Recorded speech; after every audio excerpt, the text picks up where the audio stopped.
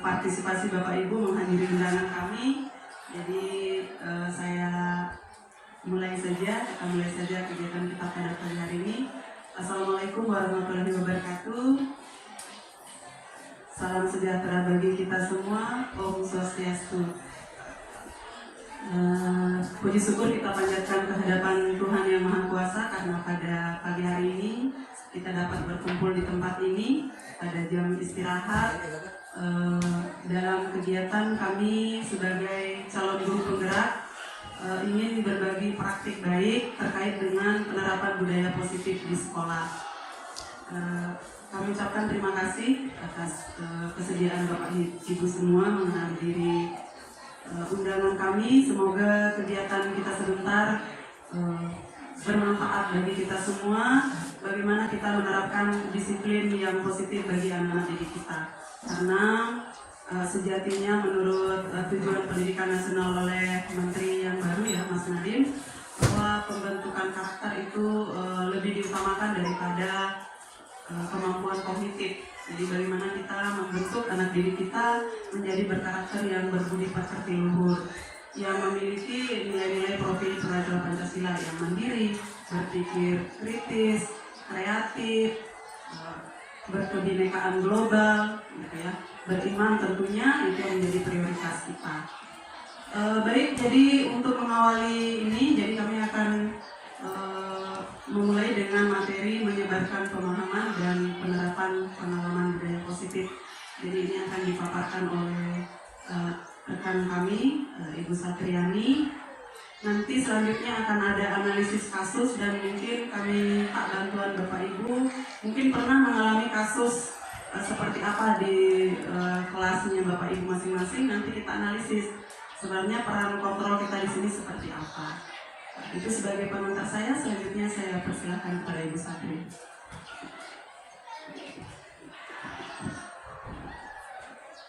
Baik, terima kasih Ibu Sutami telah memberikan saya kesempatan dalam sedikit memberikan praktik baik kepada teman-teman apa yang kami dapatkan pada pendidikan guru penggerak.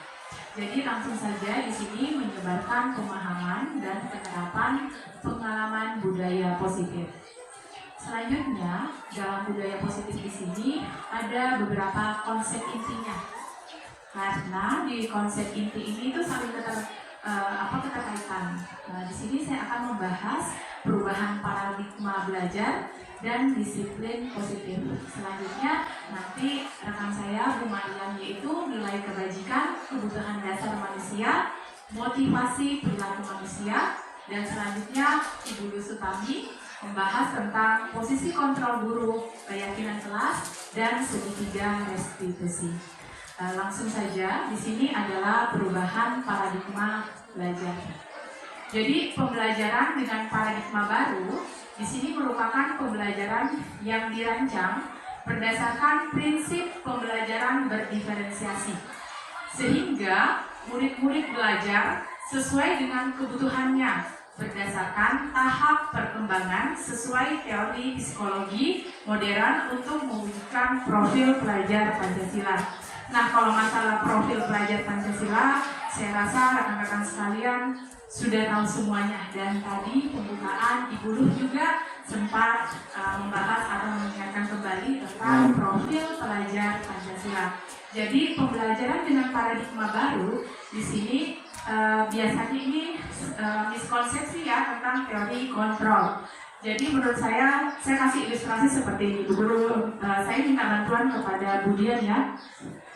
Ibu Dian menuliskan secari kertas di sini.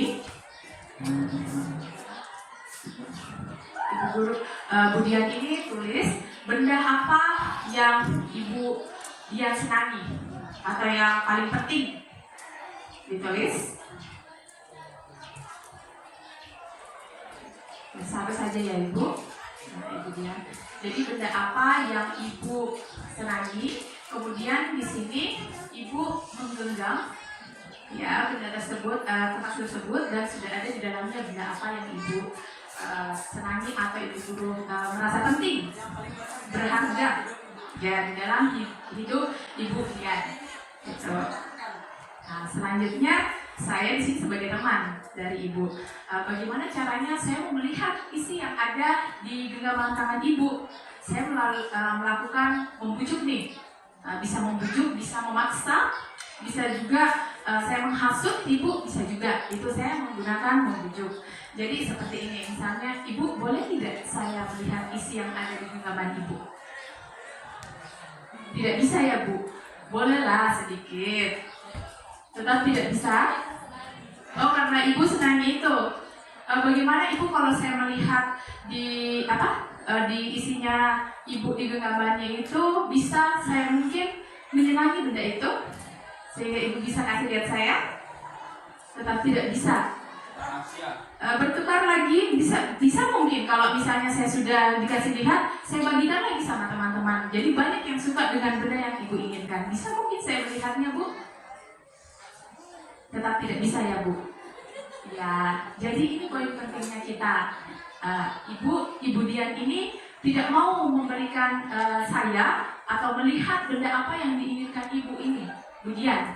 Ya, kalau boleh tahu apa isi benda yang ada di situ bu? HP. Coba ibu jelaskan kenapa ibu guru menganggap penting HP ini.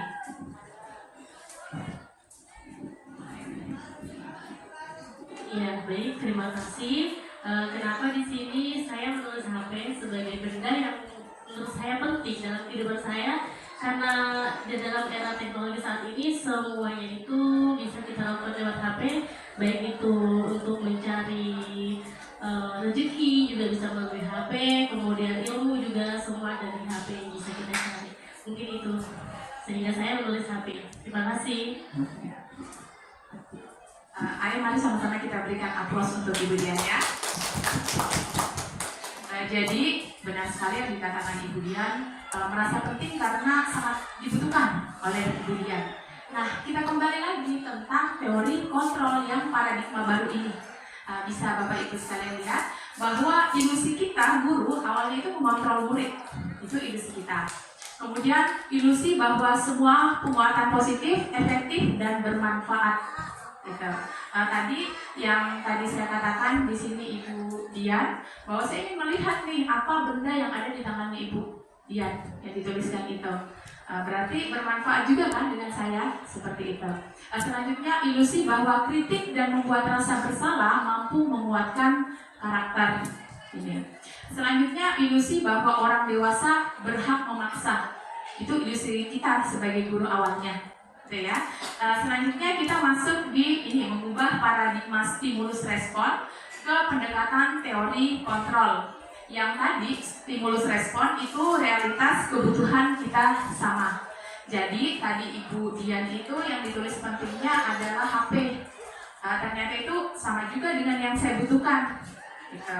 Ternyata teori kontrolnya itu sama dengan teori pilihan ya. Kontrol itu maksudnya teori pilihan. Jadi realitas kebutuhan itu kita berbeda. Saya ingin melihat punyanya Bu Dian, tapi Bu Dian tidak mau kasih lihat saya kan? Itu. Selanjutnya semua orang melihat hal yang sama. Kalau stimulus responnya. Kemudian teori kontrolnya setiap orang itu memiliki gambaran berbeda. Jadi seperti ini. Tadi saya ingin melihat yang ada di tangannya Bu Dian. Itu, saya ingin melihat dengan saya melihat bahwa saya bisa menularkan pada diri saya. Tapi di teori kontrol itu setiap pemikiran itu ada gambaran yang berbeda. Jadi Bu Dian itu berbeda pendapatnya dengan saya. Jadinya Bu Dian tidak mau kasih lihat saya yang ada di genggamannya itu. Itu maksudnya. Kemudian perilaku buruk dilihat sebagai suatu kesalahan. Ini stimulus respon. Itu. Jadi ini contohnya tadi. Menurut Bu Dian itu kenapa tidak mau kasih lihat saya, menurutnya itu penting untuk dirinya. Menganggap bahwa mungkin saya salah kalau saya melihat yang ada di genggamannya itu. Itu stimulus respon. Adapun teori kontrolnya, kita semua perilaku itu memiliki tujuan. Kalau Bu Dian, tujuannya di sini yaitu supaya yang dia suka itu dia saja ini. Yang dia karena senangi ya, itu.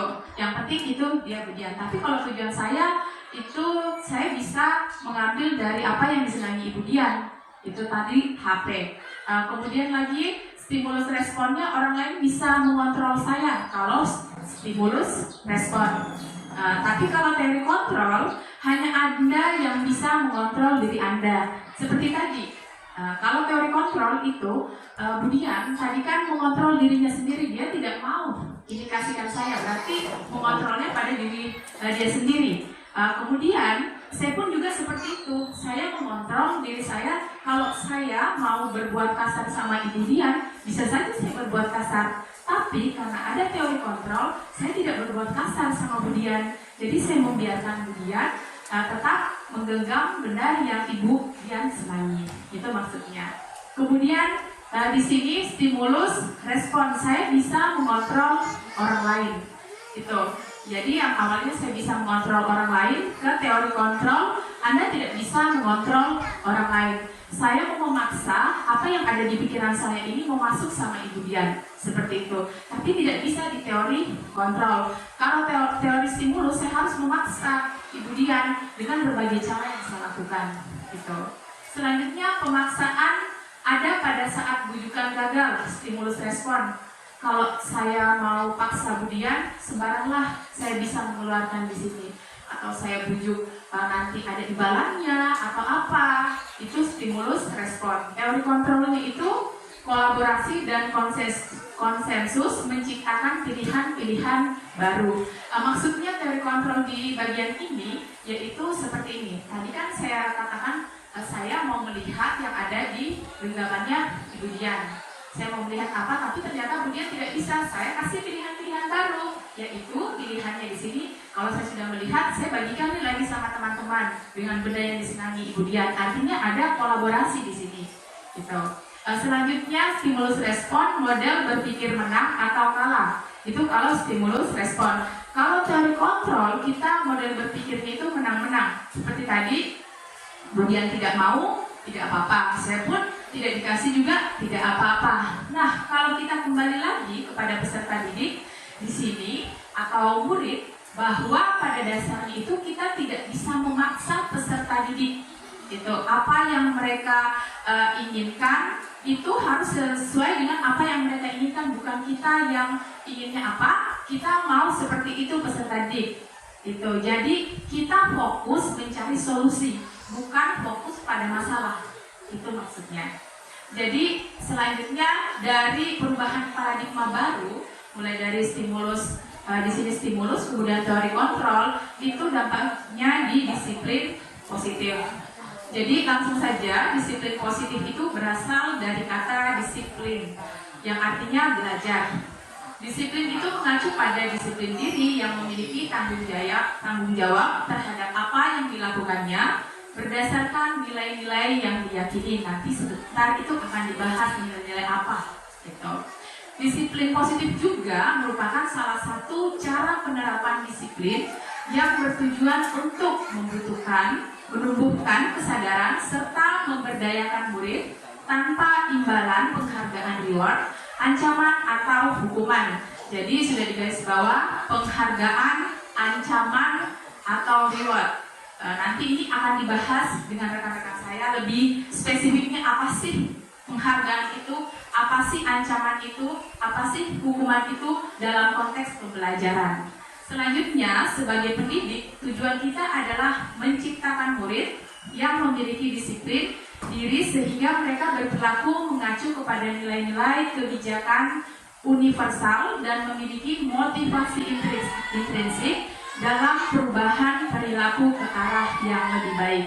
Ini juga nanti akan dijelaskan nilai-nilai kebijakan universalnya dan memiliki motivasi intrinsiknya. Jadi poin pentingnya adalah disiplin positif di sini, yaitu walaupun kita sudah memberikan pelakuan kita kepada murid, yang paling penting adalah motivasi intrinsiknya. Itu karena kembali lagi kepada murid.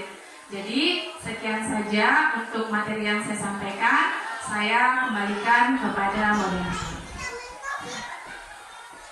Baik Bapak Ibu, jadi demikian tadi pemaparan tentang ilusi dari teori kontrol. Jadi selama ini kita beranggapan bahwa apa yang kita katakan itu harus diikuti oleh murid kita. Jadi sejatinya bahwa yang bisa mengontrol perilaku hanya diri kita sendiri. Orang lain tidak bisa. Orang lain itu hanya bisa memberikan stimulus, memberikan informasi terkait terkait dengan dia mau berubah atau tidak berubah seperti yang dilakukan Ibu Dian, itu adalah ada pada diri dia sendiri. Oke, mungkin selanjutnya kita akan ke pemaparan nilai-nilai kebajikan. Tapi sebelum itu, mungkin supaya kita lebih semangat ya, ada satu iya lah. Kalau saya bilang SMA satu ladoni, Bapak Ibu juga bilang hebat. Bisa Bapak Ibu? Oke, supaya jangan kalau begini, karena kalau siswa juga kita dalam suasana begini mengantuk ya, mengantuk lelah. Oke, SMA satu ladoni hebat. Oke, sekali lagi Bapak Ibu ya, SMA satu ladoni hebat. Oke, terima kasih, aplaus buat kita semua. Selanjutnya saya persilakan kepada Ibu Mariam untuk memaparkan tentang nilai-nilai kebajikan. Saya persilakan.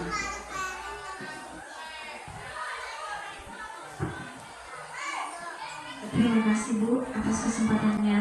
Assalamualaikum warahmatullahi wabarakatuh. Dan selamat pagi Bapak Ibu guru hebat. Jadi tadi rekan saya sudah memaparkan tentang pembelajaran dengan paradigma baru. Kemudian ada stimulus dan respon, terus teori kontrol, disiplin positif. Nah, izinkan saya di sini menyampaikan sebuah nilai-nilai kebajikan. Jadi yang kami rangkum tentang nilai-nilai kebajikan ini, tentunya nilai dari kebajikan itu sendiri tidak terlepas dari apa yang sudah kita sepakati bersama. Dari yang kita sudah sepakati ini tentunya terlepas dari suku, bangsa, agama, bahasa. Jadi kita satukan pendapat untuk mencapai atau menggapai dari nilai-nilai kebajikan ini. Nah, di sini yang seperti Bapak Ibu lihat, di sini ada 3 nilai kebajikan. Di dalamnya antara lain ada profil pelajar Pancasila, terus kemudian ada IBO Primary Years Program atau PYP, kemudian ada keterampilan hidup. Nah, dari nilai-nilai kebajikan ini sebenarnya ada 6 poin di dalamnya, namun secara garis besarnya hanya 3. Nah, seperti yang Bapak Ibu lihat di depan di sini, tadi juga sempat kami bahas di kedua rekan saya, yaitu tentang profil pelajar Pancasila. Jadi tentunya di IKM ini atau implementasi kurikulum merdeka ini tidak terlepas dari namanya profil pelajar Pancasila. Dari profil pelajar Pancasila ini terdiri dari beriman, bertakwa pada Tuhan Yang Maha Esa. Nah, tentunya kalau dari poin yang pertama ini kita tidak boleh tinggalkan Bapak Ibu sekalian, karena dasar utama kita adalah keimanan kepada Tuhan Yang Maha Esa. Kemudian ada berakhlak mulia, berkebinekaan global, gotong royong, mandiri, kreatif, dan bernalar kritis. Nah, dari profil pelajar Pancasila ini tentunya kita harus terapkan kepada murid kita semua. Namun sebelum itu, untuk membekali murid-murid kita, tentunya kita juga harus membekali diri kita sendiri. Seperti yang dijelaskan dengan saya tadi, ada yang namanya motivasi intrinsik.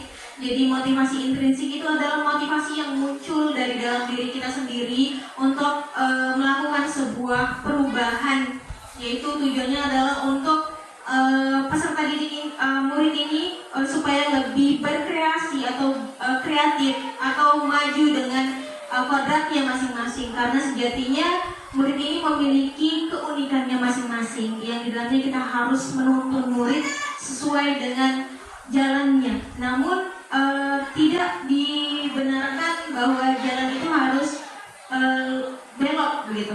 Melainkan kita harus menuntun kepada yang lurus, yang benar begitu. Terus kemudian ada di sini PYP atau IBO Primary Years Program. Di dalamnya ada toleransi. Nah, seperti yang kita ketahui bahwa di sekolahnya kita ini terdiri dari berbagai macam suku, agama, dan lain sebagainya. Tentunya harus saling menghormati, menghargai antara satu suku, agama, dan lain sebagainya. Terus kemudian ada rasa hormat, integritas, mandiri, menghargai, antusias, empati, keingintahuan, kreativitas, kerjasama, percaya diri, dan komitmen. Dan kemudian yang ketiga, di sini yang ketiga ada keterampilan hidup atau life skill. Di sini ada poin dapat dipercaya, lurus hati, pendengar yang aktif, tidak merendahkan orang lain, dan memberikan yang terbaik dari diri.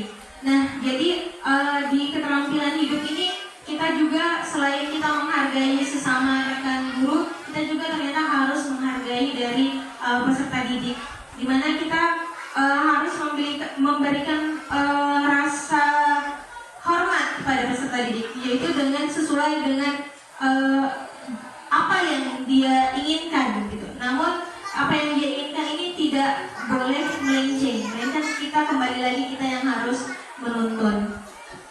Dan selanjutnya lagi di sini ada kebutuhan dasar manusia.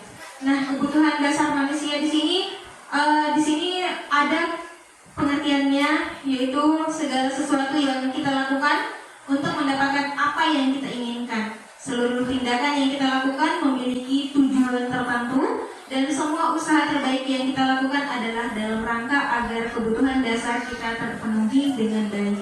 Nah, sedikit tambahan dari saya di sini, saya sudah merangkum beberapa poinnya dari kebutuhan dasar. Tiga motivasi perilaku manusia tadi ya. Adalah dari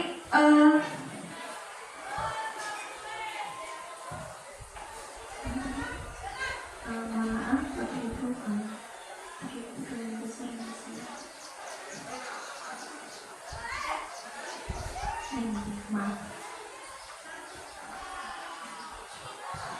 Nah, mungkin Bapak Ibu bisa lihat ada yang namanya kebutuhan dasar manusia, yaitu yang pertama adalah bertahan hidup.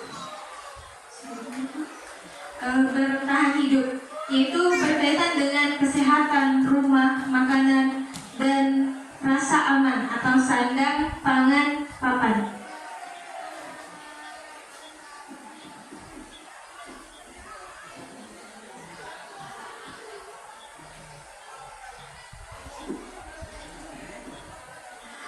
Jadi seringkali pada saat peserta didik banyak mungkin yang sedikit terlambat pada saat masuk kelas.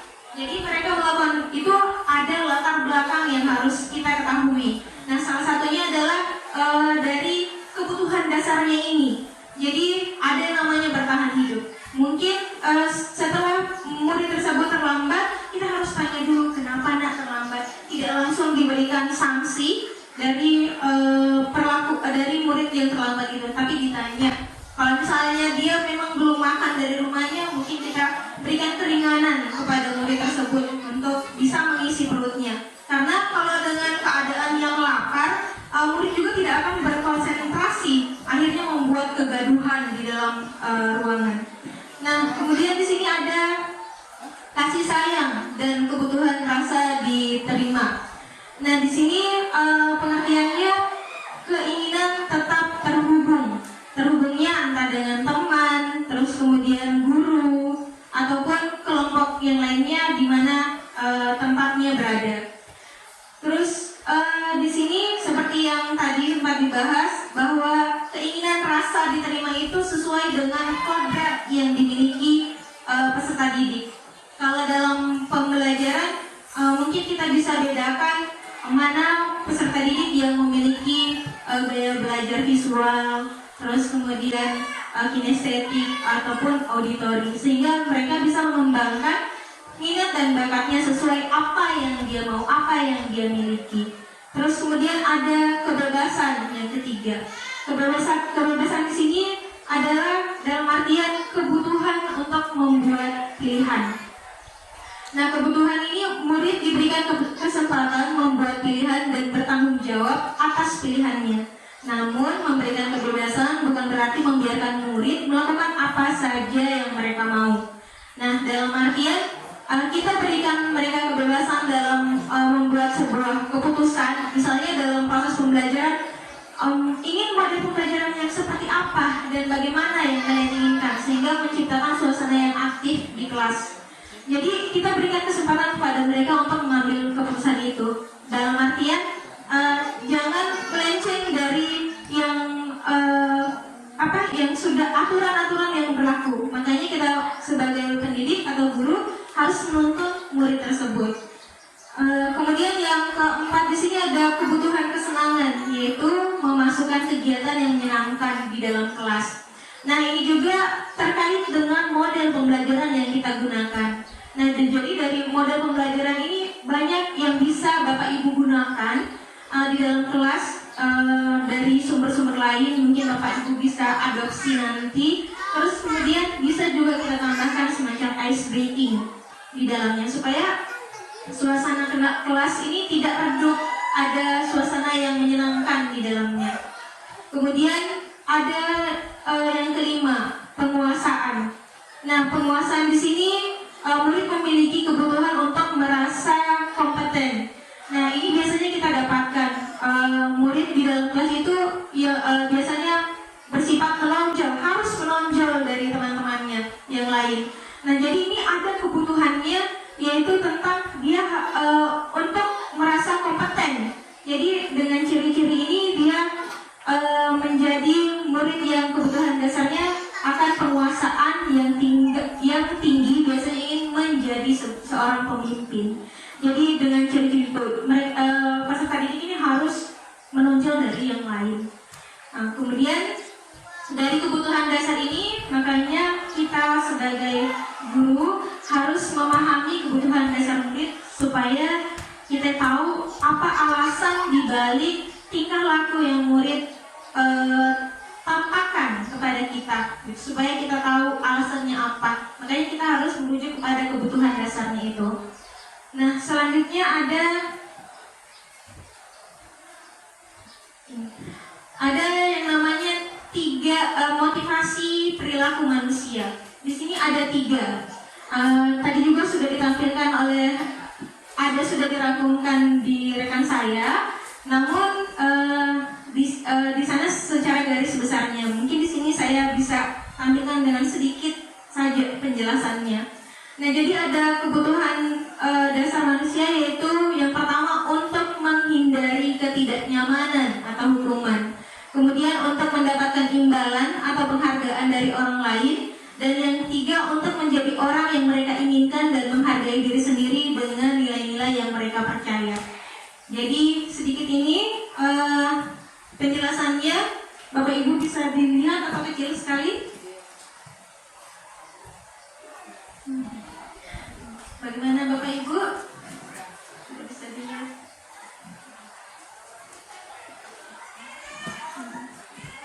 Kurang? Ya, baiklah. Nah, baiklah Bapak Ibu, yang poin yang pertama yaitu untuk menghindari ketidaknyamanan atau hukuman. Nah, dalam poin ini biasanya dia akan muncul sebuah pertanyaan. Pertanyaan ini adalah apa yang akan terjadi apabila saya tidak melakukannya.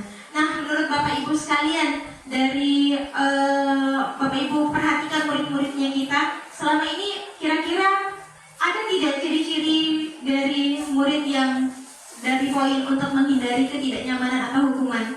Motivasinya didasari ini atau tidak murid-muridnya kita? Yang Bapak Ibu amati. Apakah anak-anak itu melakukan disiplin positif untuk menghindari ketidaknyamanan, atau untuk mendapatkan penghargaan, atau lebih yang memang mereka berasal dari motivasi dirinya memang untuk belajar dan berubah? Yang Bapak Ibu amati. Tapi yang paling banyak biasanya yang paling dominan. Kalau di sini yang poin yang untuk mendapatkan imbalan, bentuk pertanyaannya adalah apa yang akan saya dapatkan kalau saya lakukan itu, misalnya. Jadi ada imbalan yang didapatkan. Kalau misalnya kamu harus nanti kalau dapat 100, Bu Guru kasih ini, misalnya. Jadi dia itu mengejar nilai 100 karena ada hadiahnya, begitu. Terus kemudian yang poin ketiga adalah untuk menjadi orang yang mereka inginkan dan menghargai diri sendiri. Yang tumbuh pertanyaannya di sini, akan menjadi orang yang seperti apa bila saya melakukannya. Nah, jadi dari tiga poin ini kira-kira muridnya kita masuk yang lebih dominan ini lebih yang kemana? Apakah yang pertama, kedua, atau ketiga menurutnya Bapak Ibu sekalian? Seperti yang Bapak Ibu amati. Yang kedua, oke. Yang kedua, apa yang akan saya dapatkan apabila saya melakukannya. Mungkin Ibu bisa sedikit berikan contoh di kelas yang Ibu dapatkan, misalnya apa yang dengan pertanyaan ini, apa yang saya dapatkan apabila melakukannya. Maksudnya murid tersebut pernah Ibu mendapatkan diberikan apa gitu sehingga mereka semangat begitu untuk mendapatkan nilai atau apapun misalnya. Mungkin Ibu bisa memberikan contohnya, Bu.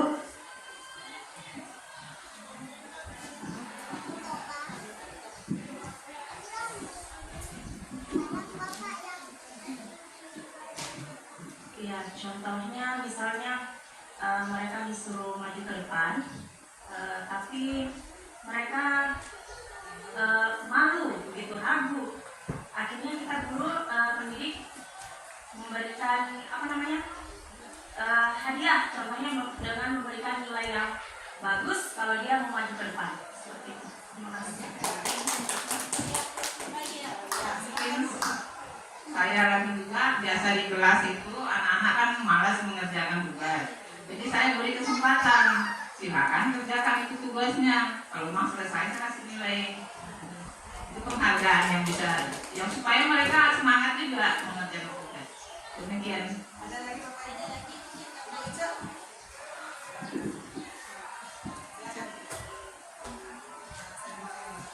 Terima kasih. Jadi ini juga sering saya alami di kelas.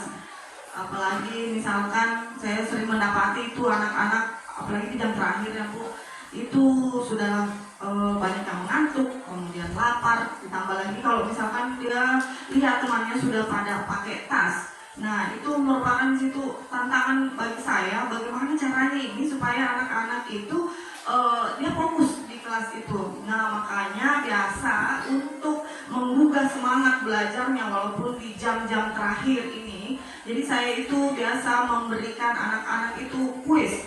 Nah di kuis itu saya memberikan tantangan berupa bagi siapa yang bisa menjawab kuis yang saya berikan, itu saya kasih langsung nilai juga di absennya. Kemudian kebiasaan juga yang saya lakukan pada jam terakhir itu anak-anak supaya semangat, saya memberikan ice breaking yang mana saya tampilkan video, walaupun mungkin ada yang bilang ih kenapa mata pelajaran agama tapi kok ice breakingnya itu yang mungkin ada akan remedinya. Tapi sebenarnya itu untuk supaya anak-anak bisa semangat, dan saya sudah coba di 4 kelas yang saya ajar, saya kasih ice breaking di jam terakhir, kemudian saya kasih kuis yang tadinya anak-anak ini ada yang mengantuk, ada yang tidur, ada yang selalu izin mau keluar WC lah kemana, akhirnya fokus untuk di dalam kelas. Karena kalau saya bisa menjawab kuis itu, saya langsung dapat nilai ini, dan saya langsung bisa pulang, karena saya bilang kalau yang bisa jawab kuis biar belum masih ada 5 menit silakan pulang. Jadi anak-anak itu langsung oh iya Bu, saya seperti itu. Jadi mungkin itu saya pengalaman untuk di mata pelajaran saya. Terima kasih. Oke, kalau tadi ibu-ibu guru sudah membagikan pengalaman yang luar biasa, saya kena giliran membagikan pengalaman yang biasa-biasa saja. Jadi karena kebetulan saya mengampu pelajaran bahasa Indonesia, kalau kita cerita ke kemahiran berbahasa, maka kemampuan berbahasa terakhir dan paling sulit ada di kemampuan produktif menulis dan berbicara. Nah, pada kelas 12 ini saya lebih cenderung mau mengubah ketidakinginan peserta didik dalam hal berbicara. Jadi di dalam konsep pembelajaran yang saya lakukan di sekolah, prosesnya itu semua serba undian kalau ada giliran, sehingga tidak dimonopoli lagi oleh orang-orang itu saja yang berbicara dari kelas 10 sampai kelas 11. Mau saya, siswa yang lain juga punya kesempatan berbicara. Saya yakin mereka kelas 10 dan kelas 11 kalau tidak pernah bicara, pasti ada rasa mindernya meskipun sedikit. Biar nih yang lain saja dulu berbicara. Karena mereka, apalagi kalau memang kita tidak pernah berbicara sama sekali, biasanya ada rasa tidak percaya diri untuk tampil, ini yang mau saya ubah. Meskipun belum baik-baik amat, tapi saya rasa sudah lumayan. Yang selama ini diam-diam mulai terpaksa untuk tampil berbicara, karena saya beri risiko di situ. Kalau dia tampilnya per kelompok, tampilanmu jelek berarti satu kelompokmu semua jelek. Sehingga dia punya ada beban tersendiri saat akan tampil presentasi. Saya tidak pernah mengundi dari minggu sebelumnya, jadi undian itu berlaku di hari itu setiap saat pelajaran saya, baik kelompok yang tampil ataupun dari misalnya nih dari satu kelompok, kalau tahapannya presentasi dari satu kelompok jumlahnya 6 orang, maka saya memberi kesempatan untuk berbicara itu 2 atau 3 orang saja. Orang-orangnya ini diundi gitu. Mungkin itu saja pengalaman yang biasa-biasa saja dari saya. Selanjutnya saya serahkan lagi ke Ibu Maria. Terima kasih Bapak Ibu Guru hebat. Nah, sejatinya semua ini pengalaman yang dari Bapak Ibu Guru sekali ini sangat-sangat luar biasa. Nah, jadi tadi berdasarkan pengalaman dari Bapak Ibu Guru sekalian, di sini yang paling dominan dari kasus yang Ibu Guru dan Bapak Guru dapatkan adalah apa yang saya dapatkan apabila saya melakukannya. Berarti kalau dari pertanyaan di sini kita lihat itu masih belum menunjukkan motivasi intrinsik dari peserta didik itu, masih mengharapkan sesuatu dari orang lain atau dorongan dari orang lain sehingga muridnya kita ini melakukan hal yang dia inginkan gitu. Jadi ada dorongan dari orang lain. Nah, kemudian di poin ketiga yang harus tidak kita lupakan, yaitu akan menjadi orang seperti apa apabila saya melakukannya. Nah, sesuai dengan pertanyaan di sini bisa kita lihat bahwa di sini harus menumbuhkan motivasi intrinsik. Motivasinya harus tumbuh dari dirinya sendiri. Jadi misalnya dia mendapatkan nilai 100. Jadi untuk mendapatkan nilai 100 itu harus tekun belajar, rajin, tidak malas pergi sekolah. Nah, jadi tugasnya kita sebagai guru mendorong murid kita untuk menumbuhkan motivasi dari dalam dirinya sendiri, tidak dari imbalan. Tidak apa-apa kita kasih imbalan mereka supaya mereka juga nanti akan lama-lama terbiasa. Nah, dari kebiasaan tersebut menghasilkan sebuah motivasi yang muncul dari dirinya sendiri. Gitu. Terus kemudian di sini kemudian yang pertama yang kita sering dapatkan juga di poin yang pertama, apa yang akan terjadi apabila saya tidak melakukannya. Nah, contoh misalnya dari berpakaian murid-murid kita, ada yang kasih keluar baju, dilihat bapak guru dari ujung sana, ada bapak guru ini, ada ibu guru ini, ayo kasih masuk baju. Berarti di situ sudah dorongan dari orang lain, bukan lagi dari dirinya sendiri. Jadi sekali lagi Bapak Ibu guru hebat sekalian, kita harus mendorong murid-muridnya kita agar memiliki motivasi intrinsik atau motivasi yang berasal dari dirinya sendiri. Nah, tentang caranya silakan Bapak Ibu guru berkreasi supaya bisa murid-muridnya kita ini tumbuh sendiri motivasinya.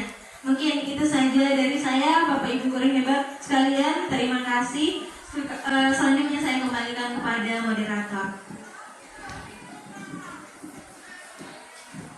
Baik Bapak Ibu, jadi demikian tadi pemaparan tentang 5 macam kebutuhan dasar manusia yang seyogyanya kita bisa identifikasi dari anak didik kita, dari yang melahirkan satu perilaku.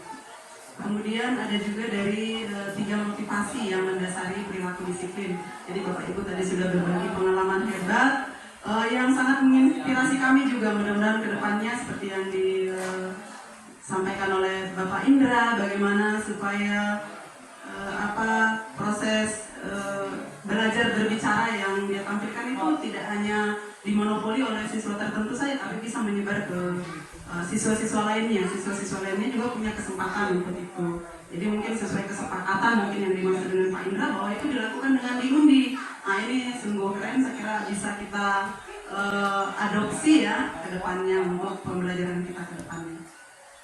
Oke, selanjutnya saya sendiri akan melanjutkan ke pemaparan 5 posisi kontrol guru.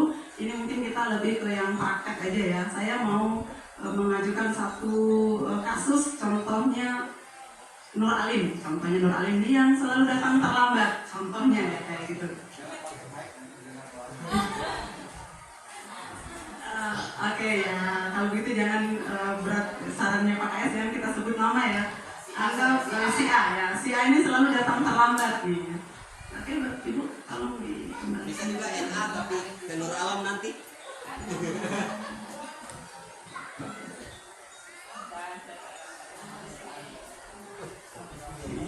Oke, jadi ada 5 fungsi kontrol guru yang sebenarnya selama ini kita lakukan dan kita terapkan tanpa sadar. Nanti sebentar kita lihat manakah sebenarnya dari 5 fungsi kontrol ini yang sebaiknya kita kembangkan gitu. Jadi yang pertama itu adalah sebagai penghukum. Nah, contohnya si A datang terlambat. Oke. Jadi ibu guru sudah, termasuk saya juga kabur-kabur, saya lupa bawa kacamata.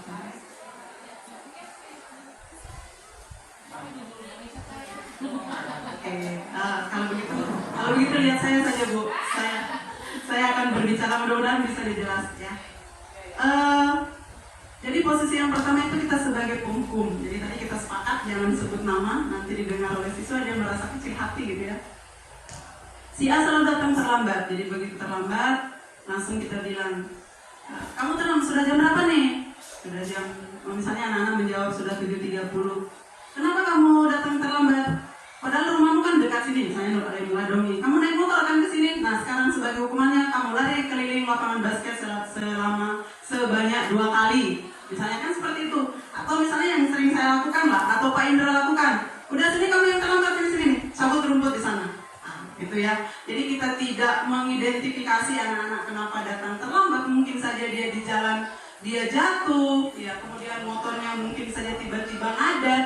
Tidak, kita langsung katakan bahwa sesuai aturan kita datangi 7.30 loh nak. Jadi karena kamu terlambat, sekarang kamu cabut rumput. Misalnya anak tapi Bu, nggak ada tapi. Lakukan cabut rumput. Kalau tidak, kamu tidak akan belajar jam pertama. Nah, jadi kalau kita bayangkan ya, kita di posisi dalam anak itu, kita datang tadi dengan penuh euforia ya di jalan, motornya kita kempes, kita dorong, ternyata bengkelnya itu sampai 1 kilo jauhnya penuh keringat. Nah dari bengkel kemudian kita jalan atau kita nunggu ojek yang nggak datang sampai di sekolah tiba-tiba disuruh cabut rumput, tiba-tiba disuruh lari keliling lapangan tanpa kita tanya dulu sebenarnya ada apa gitu ya. Kalau kita di posisi itu, nah kita lanjut lagi.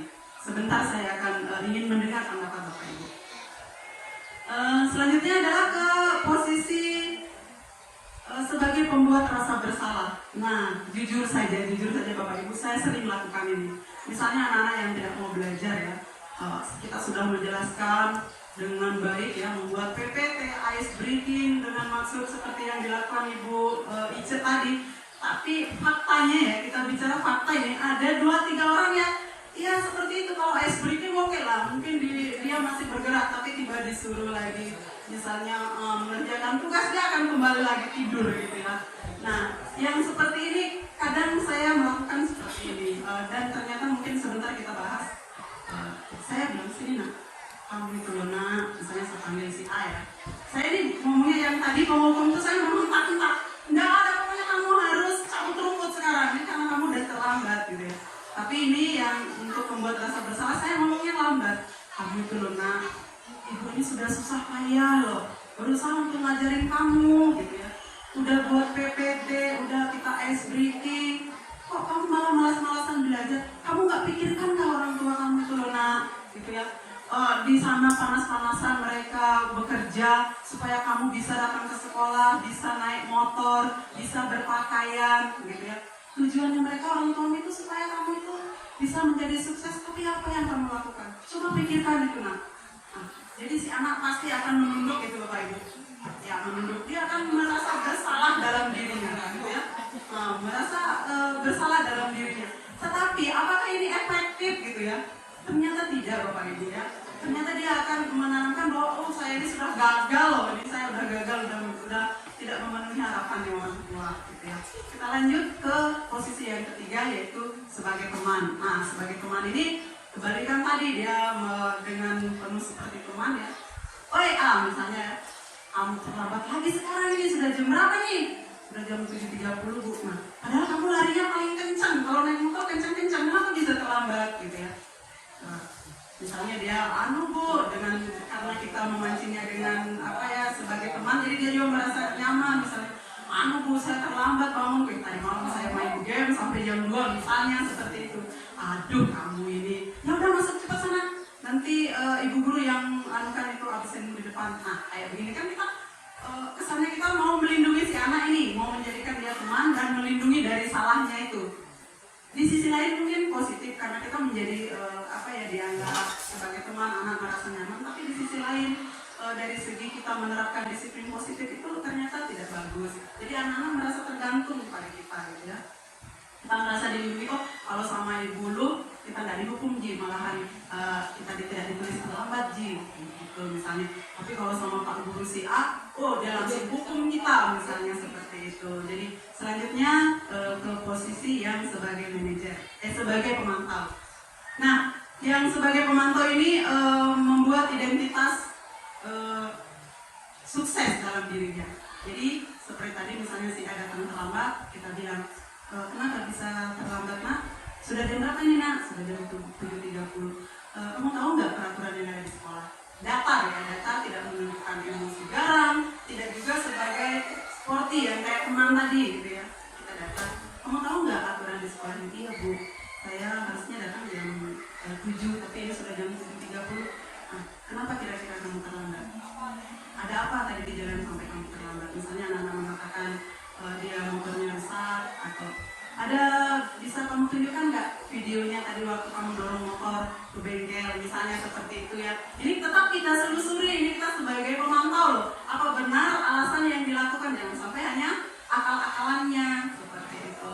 Nah kalau misalnya ternyata ya videonya ada seperti itu, ya mudah-mudahan nanti besok dan seterusnya ini motormu sudah tidak anu lagi, karena memang kamu sudah bisa menunjukkan, silakan ke kelas. Nah kalau misalnya tidak ada alasan lagi sih, tidak ada Bu, saya tidak ada sempat video atau lain sebagainya, kita bisa bilang kalau begitu menurut kamu, kamu tahu nggak aturan kalau kita datang terlambat? Nah, misalnya bilang ya Bu, saya harus misalnya membersihkan selama 15 menit. Oke silakan.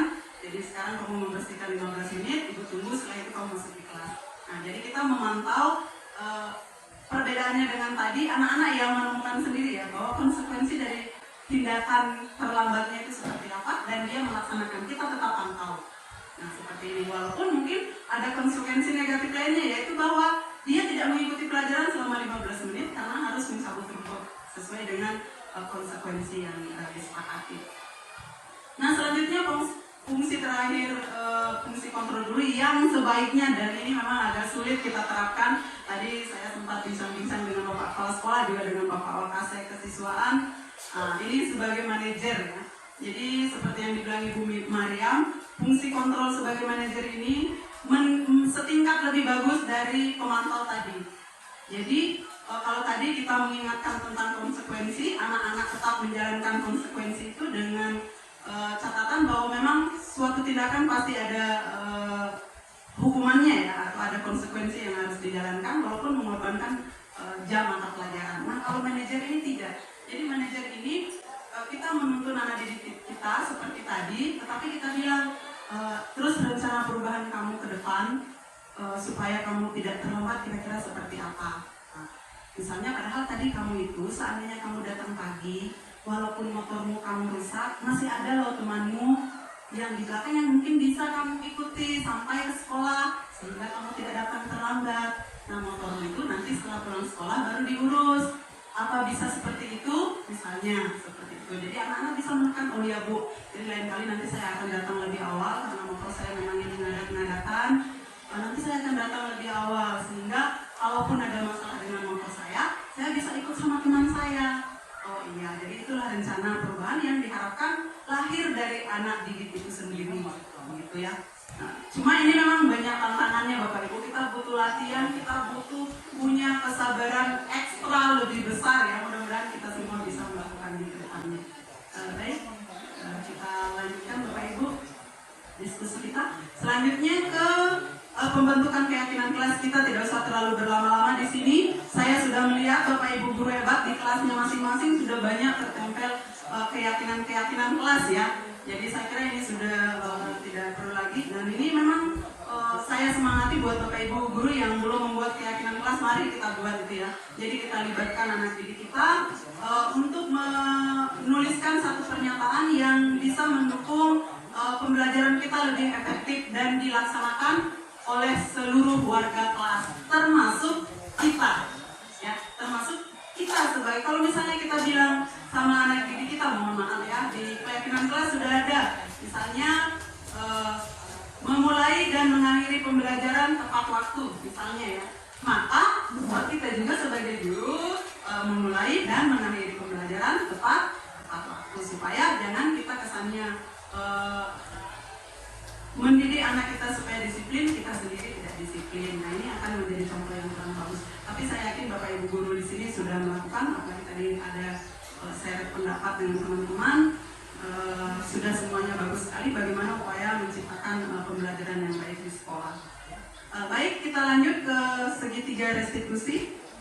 Nah ini sebagai menguatkan fungsi manajer kita dalam menangani permasalahan di kelas. Jadi ada yang namanya tahapan segitiga restitusi. Yang pertama menstabilkan identitas, yang kedua validasi tindakan yang salah, yang ketiga menanyakan keyakinan. Contoh kita kembali ke yang tadi, kasus tadi ya. Misalnya kita menanyakan, nah kenapa tadi kamu datang terlambat? Motor saya rusak Bu, misalnya jawabannya seperti itu. Oh pantas kamu terlambat, ternyata motor kamu rusak. Nah, terus kamu apakan motormu? Sekarang ada di mana motormu? Sama dari bengkel Bu misalnya. Terus dari bengkel ke sini kamu naik apa? Seperti itu. Jadi kita menstabilkan identitas anak-anak, merasa kita amongi, kita ayomi gitu ya. Kita bukan mau memberikan hukuman, kita bukan sebagai apa ya, yang menjatuhkan hukuman itu apa namanya itu? Yang di persidangan Pak Ade. Ya. Iya, yang memberikan hakim yang memberikan vonis ya. Kita jangan berperan sebagai guru yang seperti kita ini hakim yang memberikan vonis, harus dihukum sesuai dengan ini gitu ya. Mungkin Pak Ade lebih paham ini karena beliau guru PPKN dan paham di bidang politik. Nah, tapi sebagai pendidik kita mestinya mengamong ya, mengayomi anak didik kita. Oh pantas kamu terlambat nak, gitu ya. Selanjutnya adalah validasi tindakan yang salah. Ya seperti tadi. Jadi dari sekolah tadi kamu kesini naik apa? Seperti itu ya. Kemudian kamu tahu nggak sebenarnya seperti kamu tadi berangkat dari rumah jam berapa? Jam 6:30 Bu misalnya ya. Nah kalau menurut kamu kalau berangkat 6:30 kemudian bahwa kondisi motor kamu itu kan sudah agak ngadat-ngadatan. Sebenarnya ada nggak satu tindakan yang bisa kamu lakukan untuk mengantisipasi tadi kalau tiba-tiba motormu di jalan? Nah anak-anak akan berpikir.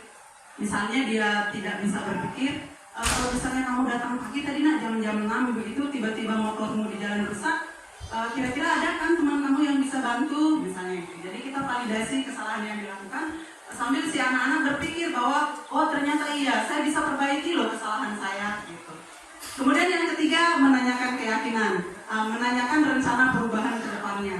Jadi ke depan apa yang kamu lakukan dengan motor kamu yang sedikit ngadat-ngadat ini? Misalnya, oh ya Bu saya akan datang lebih pagi sehingga kalau motor saya rusak di jalan saya bisa ikut sama teman sehingga saya tidak terlambat. Itu yang diharapkan.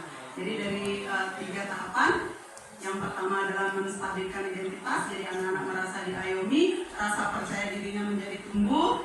Kemudian validasi tindakan salah ya. Jadi walaupun kita tidak langsung menjustis, tapi kita tetap mengarahkan ternyata tindakan tadi itu salah dan ada hal yang bisa dilakukan untuk memperbaiki. Yang terakhir adalah menanyakan keyakinan, rencana perubahan ke depannya seperti apa, keyakinan apa yang dia sedang langgar berdasarkan kesepakatan dan keyakinan kebajikan besar yang dia dapat. Jadi itu Bapak Ibu guru hebat. Selanjutnya kita akan menganalisis contoh kasus. Mungkin kita akan bersama-sama ya. Saya akan mendengarkan pendapat dan saya akan sangat ingin mendengarkan satu pendapat dari Bapak Ade ya, karena beliau ini lebih paham di bidang hukum, lebih paham tentang bagaimana kejadian kontekstual yang ada di murid-murid kita. Atau mungkin sebentar saya akan mendengar juga dari Bapak Kepala Sekolah terkait dengan bagaimana seyogianya kita sebagai pendidik dalam menangani permasalahan-permasalahan yang terjadi pada anak didik kita. Selanjutnya di mana tadi Ibu analisis kasus? Oke. Jadi baik Bapak Ibu, di sini ada contoh kasus yang ditampilkan ya. Jadi Anto dan Dino sedang bermain bersama di lapangan basket. Tiba-tiba terlibat dalam sebuah pertengkaran adu mulut. Ya. Dino menjadi emosi dan mengadakan kontak fisik, menarik kemeja Anto dengan kasar sampai 3 kancingnya terlepas. Pada saat itu guru piket langsung melerai mereka dan membawa mereka ke ruang kepala sekolah. Ibu Suti sebagai kepala sekolah berupaya menenangkan keduanya, terutama Dino. Dia mengatakan, "Dino, sepertinya kamu saat ini sedang marah sekali." Mendengar itu, Dino pun mengalir bercerita tentang kekesalan hatinya. Ibu Suti pun melanjutkan bahwa membuat kesalahan adalah hal yang manusiawi ya, dan bahwa mempertahankan diri adalah hal yang penting. Namun, meminta Dino memikirkan cara lain yang mungkin lebih efektif. Karena saat ini, Dino berada di ruang kepala sekolah. Ibu Suti melanjutkan bertanya tentang keyakinan sekolah yang disepakati, serta apakah Dino bersedia memperbaiki kesalahan yang telah dilakukan terhadap Anto. Dino pun akhirnya perlahan mengangguk. Kemudian Ibu Suti balik bertanya kepada Anto, hal apa yang bisa dilakukan Dino untuk memperbaiki masalah? Anto kemudian menjawab, saya perlu kancing saya diperbaiki Bu. Ibu saya akan sangat marah kalau melihat kancing baju saya sampai copot 3 kancing begini. Ibu Suti kembali bertanya ke Dino, apakah yang akan dia lakukan untuk menggantikan 3 kancing Anto yang terlepas? Dino berpikir sejenak namun menjawab, wah tidak tahu Bu, saya lem kembali mungkin ya Bu. Ibu Suti berpikir lalu menanggapi, kalau dilem akan mudah terlepas kembali Dino. Bagaimana kalau kamu menjahitkan saja? Bersediakah kamu? Dino tampak ragu-ragu dan menanggapi, menjahit? Mana saya tahu menjahit Bu? Ibu Suti meneruskan, apakah kamu bersedia belajar menjahit?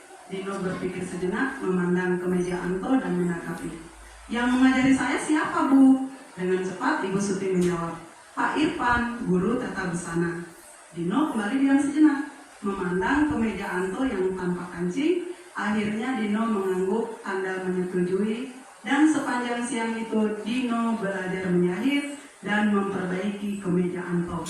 Terakhir kali terlihat kedua anak laki-laki tersebut, Dino dan Anto, pada jam pulang sekolah. Mereka sudah bercengkrama dan bersenda gurau kembali.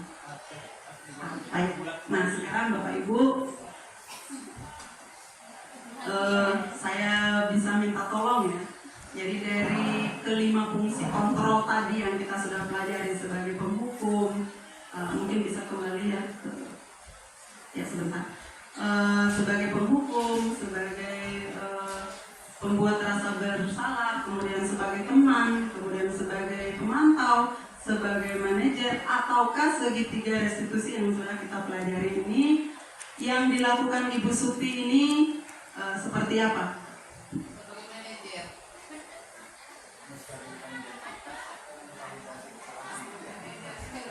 Iya, baik. Jadi mungkin saya mau mendengar dulu dari analisis tindakan. Boleh ke tindakan ke kasus tadi Bu? Oke. Kita sepakat ini dia menggunakan segitiga restitusi ya Bapak Ibu? Atau sebagai pemantau?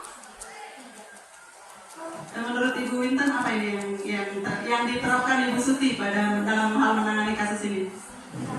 Segitiga restitusi, manajer sebagai dalam tahapan segitiga restitusi ya. Kalau menurut Pak Ade bagaimana Pak Ade?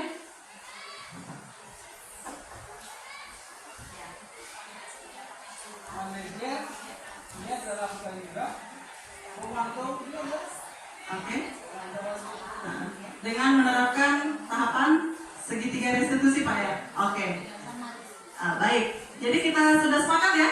Jadi dia sebagai manajer tapi menerapkan segitiga restitusi restitusi. Nah, yang saya ingin bantuan Bapak Ibu, tolong ditunjukkan di bagian mana dia menstabilkan identitas, di bagian mana dia satu pernyataannya Ibu Suti yang dia menstabilkan identitas, kemudian tindakan yang mana Ibu Suti yang memvalidasi kesalahan, dan tindakan mana yang menanyakan keyakinan.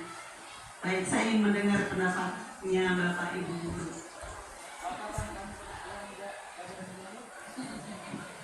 Baik, mungkin untuk Pak Gede Mitra, boleh Pak Gede minta tolong? Saya ingin mendengar pendapatnya. Tadi blank Pak ya. Itu pertanyaan apa? Dia sangat malas sekali. Iya, dia sangat. Oh baik, saya mau mendengar dari Bapak Ade, mungkin Pak Ade ya, sebentar Bapak. Silakan Pak Ade.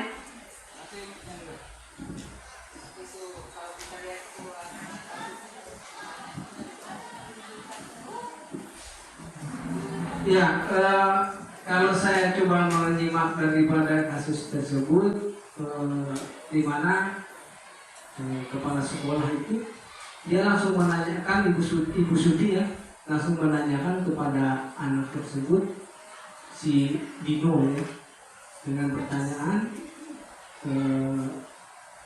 Dino, kamu kurang lebih sangat marah sekali ya. Nah, dan Dino pun coba menjawab dengan mengalir ceritanya atas kesalahan yang dia lakukan, kira-kira begitu. Dengan itu saya kira tindakan kepala sekolah itu sudah mengembalikan identitas dia. Artinya dengan pertanyaan itu bahwa si Dino itu sudah merasa bahwa dia merasa bersalah dengan melakukan tindakan-tindakan yang sudah dia lakukan. Kira-kira menurut saya begitu. Terima kasih. Bagus sekali ya Bapak Ibu, terima kasih. Jadi menurut Pak Ade tadi di pernyataan Ibu Suti yang menstabilkan identitas itu dia mengatakan, Dino tampaknya kamu marah sekali ya. Kemudian Dino pun bercerita tentang apa yang terjadi tadi. Dia luapkan semua perasaannya. Ini menurut Pak Ade. Bagaimana, mungkin ada dari teman yang lain tentang menstabilkan identitas dari pernyataan yang mana? Ya, boleh, silakan Pak. Oke. Baik, jadi tugas kita hari ini rupanya mau mencocokkan dari kasus ini yang mana yang masuk dari pernyataan segitiga restitusi. Yang pertama, menstabilkan identitas. Kalau saya, bukti dari Ibu Suti menstabilkan identitas peserta didiknya itu saat Ibu Suti membangun pernyataan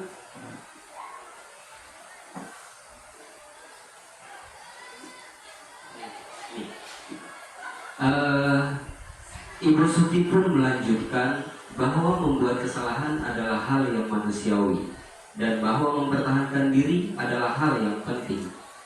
Ini adalah pernyataan yang disampaikan oleh Ibu Suti untuk menstabilkan identitas Dino sebagai manusia yang wajar kalau dia berbuat salah. Kemudian yang kedua, memvalidasi kesalahan. Nah, pernyataan yang dilakukan Ibu Suti juga tergambar dalam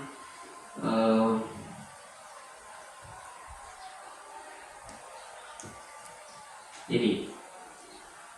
Namun meminta Dino memikirkan cara lain yang mungkin lebih efektif daripada menarik baju tadi. Karena saat ini Dino berada di ruang kepala sekolah, Ibu Suti melanjutkan bertanya tentang keyakinan sekolah yang disepakati, serta apakah Dino bersedia memperbaiki kesalahan yang telah dilakukan terhadap Anto. Dino pun akhirnya perlahan mengangguk. Ini menurut saya bukti kalau Ibu Suti sedang memvalidasi kesalahan. Dan yang ketiga, menanyakan keyakinan. Di sini ada juga pernyataan Ibu Suti, hal apa yang bisa dilakukan Dino untuk memperbaiki masalah Anto menjawab, saya perlu kancing saya diperbaiki ibu. Ibu, saya akan sangat marah kalau melihat kancing baju saya sampai copot 3 kancing begini. Ibu Suti pun kembali bertanya ke Dino, apakah yang akan dia lakukan untuk menggantikan 3 kancing Anto yang terlepas. Dino berpikir sejenak, namun menjawab, wah, tidak tahu Bu. Ibu Suti berpikir sebentar dan menanggapi, kalau dilem akan mudah terlepas. Kembali Dino, bagaimana kalau kamu menjahitkan? Bersediakah kamu? Ini adalah tahapan ketiga dari segitiga restitusi yang disampaikan, yang ditujukan oleh sikap Ibu Suti dalam contoh kasus ini. Terima kasih. Saya kembalikan ke moderator. Oke, baik. Bagus sekali ya. Sudah 2 pendapat hebat ya. Selanjutnya mungkin kita mendengar sebentar. Saya ingin mendengar juga dari pendapat Bapak Ibu seperti apa. Silakan Bapak Kepala Sekolah. Mungkin segitiganya perlu ada 3 segitiga validasi tindakan yang salah. Kalau katanya validasi tindakan yang salah itu kan kita mengarah ke tindakan yang salah dulu. Bisa enggak tindakan itu, adakah tindakan lain selain tindakan yang salah itu? Itu yang benar. Kalau dia menanyakan, bisakah kamu tidak menarik baju, kan begitu, itu sebenarnya dari situ validasi tindakan yang salah. Kemudian apalagi menstabilkan identitas. Kalau menstabilkan identitas artinya hal-hal yang manusiawi gitu. Kalau saya yakin Dino itu pasti marah sekali kalau dilakukan seperti itu. Siapapun bisa marah gitu. Kan supaya dia stabil bahwa dia manusiawi lah gitu, kan? Dia manusiawi gitu. Dan yang terakhir apa itu? Ya, kira-kira apa yang dia akan lakukan setelah dia melakukan kesalahan. Ya, kalau dari situ, kalau kita analisis itu dulu dong. Berarti kalau itu berarti yang sesuai, berarti dia mengoreksi kesalahan itu. Adakah alternatif lain yang ada yang mana yang saya tidak tahu? Nanti mereka menjawab. Dino, sepertinya kamu saat ini sangat marah sekali mendengar. Dino pun mengalir bercerita dengan saya. Ibu Suti pun menjelaskan bahwa membuat kesalahan adalah yang manusiawi ini menstabilkan identitas, karena dia secara manusiawi pasti orang marah gitu ya. Terus namun meminta Dino memikirkan cara lain yang mungkin lebih efektif, karena saat Dino berada di ruangan kepala sekolah seperti tentang keyakinan sekolah yang disepakati kan keyakinan juga ya, apa yang diyakini. Sebenarnya itu tindakan apa yang harus dilakukan untuk memperbaiki kancing baju itu adalah keyakinan. Saya kira itu. Kita kita analisa dulu kata-kata segitiganya itu. Oke, bagus sekali ya. Saya kira pemaparan Bapak Kepala Sekolah memang beliau ini sudah berpengalaman dalam menangani kasus dan beliau memang di bidang bahasa. Jadi saya kira mungkin ada pendapat teman yang lain yang berbeda. Jadi Bapak Kepala Sekolah tadi sepakat dengan Bapak Ade bahwa di menstabilkan identitas itu berada pada pernyataan Dino, tampaknya kamu marah sekali. Mana sih tadi ya? Iya. Dino, sepertinya kamu saat ini sedang marah sekali gitu ya. Kemudian Dino pun mengalir bercerita tentang kekesalan hatinya. Ya, Ibu Suti melanjutkan bahwa membuat kesalahan itu adalah hal yang manusiawi dan bahwa mempertahankan diri itu adalah hal yang penting.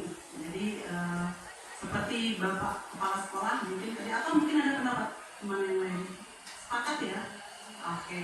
Jadi seperti Bapak Kepala Sekolah tadi memaparkan bahwa menstabilkan identitas itu artinya kita mengakui bahwa apa yang dilakukan itu adalah hal yang wajar dan manusiawi gitu ya. Jadi seperti itu. Selanjutnya ke tahapan validasi kesalahan. Tadi jadi dari Pak Indra juga tadi sudah mengatakan bahwa dari Pak S tadi validasi kesalahan yang mana itu Pak ya? Ya, bahwa mempertahankan diri itu adalah hal yang penting, namun mungkin Dino memikirkan cara lain yang mungkin lebih efektif kancing baju atau mungkin memukul atau lain sebagainya seperti itu ya. Jadi dia memvalidasi kesalahan sehingga kalau menurut saya mungkin seandainya bisa dilengkapi lagi di sini ya pernyataannya Ibu Suti mungkin, atau ada dari Bapak Ibu yang bisa menambahkan.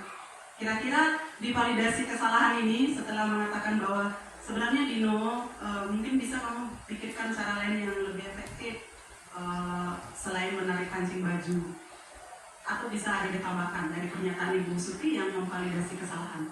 Guru bahasa mungkin bisa ditambahkan supaya tahapannya lebih lengkap.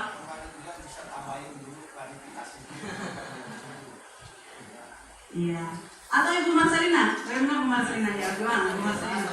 Saya ingin mendengar suaranya Ibu Marcelina, senior guru bahasa Indonesia. Silakan Ibu Marcelina. Ahli bahasa itu. Mohon ditambahkan. Kira-kira percakapannya supaya lebih lengkap nih kita punya tahapan segitiga restitusi. Tinggal ditambahkan saja kita validasi kesalahan, ya kan? Tadi kan hanya Ibu Suti bilang mungkin kamu bisa pikirkan cara lain yang lebih efektif selain menarik baju. Oh iya, mungkin selain menarik baju sama yang disampaikan Pak Kais, diklarifikasi atau disampaikan kepada guru DP bahwa si Dino sudah melakukan hal yang saya tidak sukai, melaporkan kepada guru BK atau kepada wali kelas atau kepada guru piket, saya kira seperti itu. Ditambahkan Ibu Winter mungkin, beliau ini sudah banyak sekali sertifikat PMM-nya. Tidak bisa ditutup dia juga. Karena tidak bisa begitu maka dia kasih berbaris.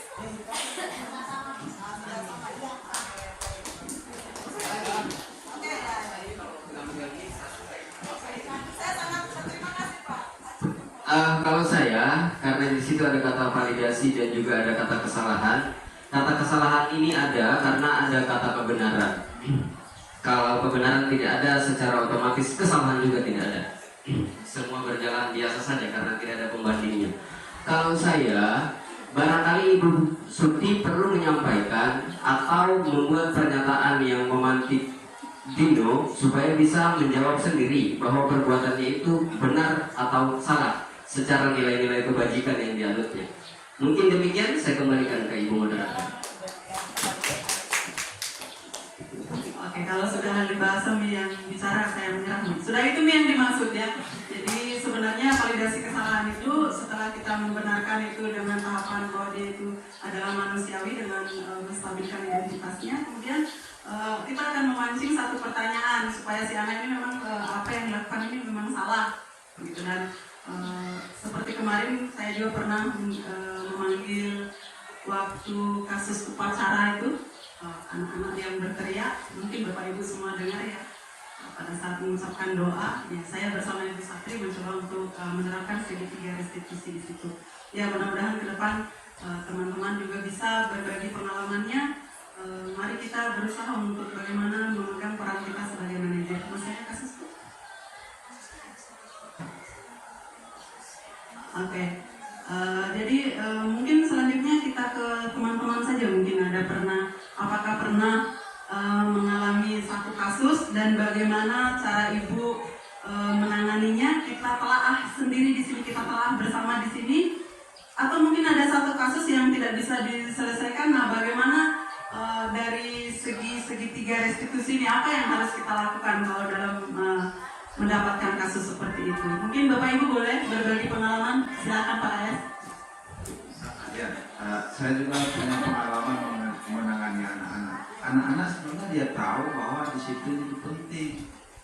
Ya, dia tahu disiplin itu penting. Disiplin adalah kunci kesuksesan. Hanya di dalam pikiran anak-anak, bagaimana caranya supaya saya tidak disiplin tapi tidak ditahu oleh guru-guru. Itu niatnya. Dia tahu bahwa disiplin penting. Apa yang menyebabkan anak-anak berpikir begitu? Karena dia berguru di lingkungan sekitarnya, orang tuanya, gitu ya. Apalagi orang tuanya yang sukses, yang tidak disiplin. Orang tua saya tidak sukses juga disiplin. Orang saya juga tidak disiplin juga sukses. kenapa saya harus ikut-ikut disiplin gitu ya. Itu yang menyebabkan keyakinannya menjadi lemah gitu ya, tentang bahwa pentingnya disiplin itu. Nah, itulah yang menjadi artinya karena analisanya yang terlalu dangkal sehingga menganggap orang tuanya tidur-tiduran tetapi banyak juga uangnya gitu. Tidak dia pikirkan bahwa otaknya disiplin juga menghitung-hitung uang gitu, dia tahu ya.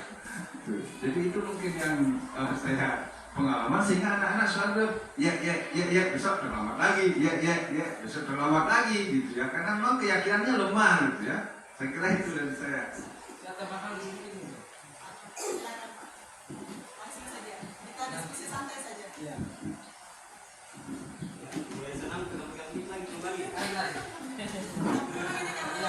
Saya lebih tertariknya begini, ini berkaitan dengan penanganan kasus-kasus anak-anak yang tadi Bu Doa sampaikan.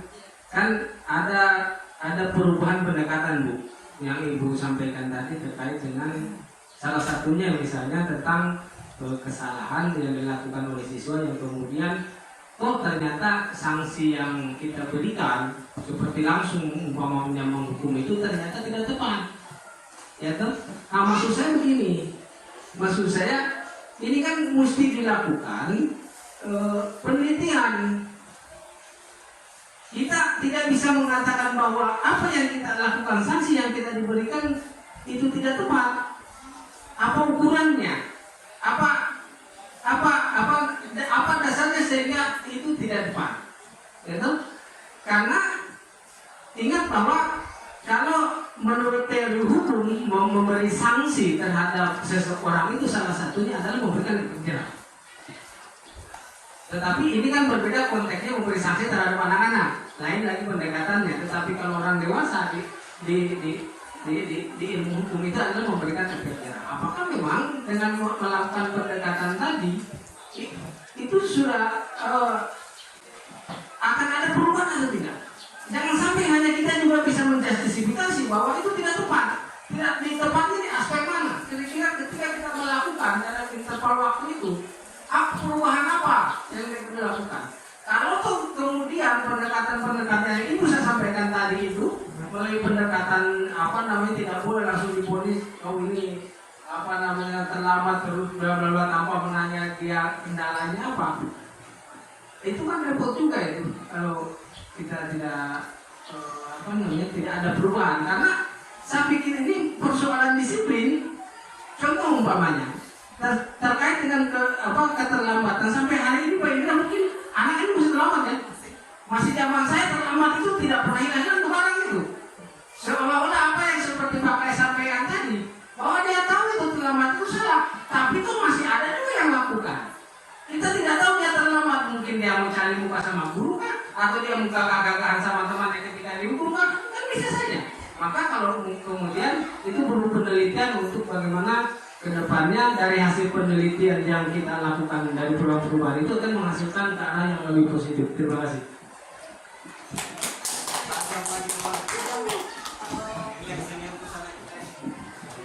Baik ya, jadi kalau mendengar pemaparan dari Pak Ade Effendi SH ini saya memang sudah geleng-geleng kepala, ini sudah di luar jangkauan ilmu saya nih. Jadi Pak Ade memang benar seperti yang Bapak katakan ya, kalau dalam kehidupan bermasyarakat hukuman itu memang yang selama ini dilakukan oleh pemerintah memang tepat untuk membuat efek jerah. Saya kembali lagi Pak Ade, mohon maaf, jadi ini tadi saya berbicara tentang bagaimana kita sebagai pendidik itu menurut Ki Hajar Dewantara, Pak Ade sudah lulus di PMM, sudah banyak aksi nyatanya ya. Kita sudah belajar semua ini ya. Bagaimana menurut Ki Hajar Dewantara bahwa kita sebagai pendidik ini adalah kita menuntun anak didik kita. Menuntun itu artinya kita bersama-sama. Bagaimana kalau Pak Ade mungkin pengalaman menuntun anaknya supaya bisa berjalan gitu ya.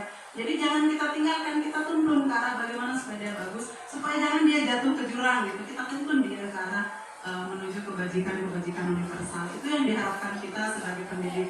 Jadi terkait dengan penelitian tadi Pak Ade, jadi yang saya sampaikan ini memang menurut penelitian BLOSM ada beberapa macam dasar kebutuhan dasar anak didik yang harus kita penuhi, yang berusaha kita penuhi, yang berusaha kita analisis dari tindakan salah yang dia munculkan seperti itu. Jadi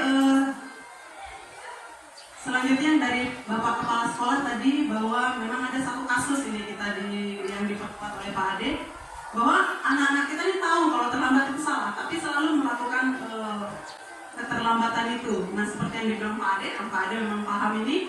Katanya memang ada hal-hal tertentu yang ingin dia tunjukkan.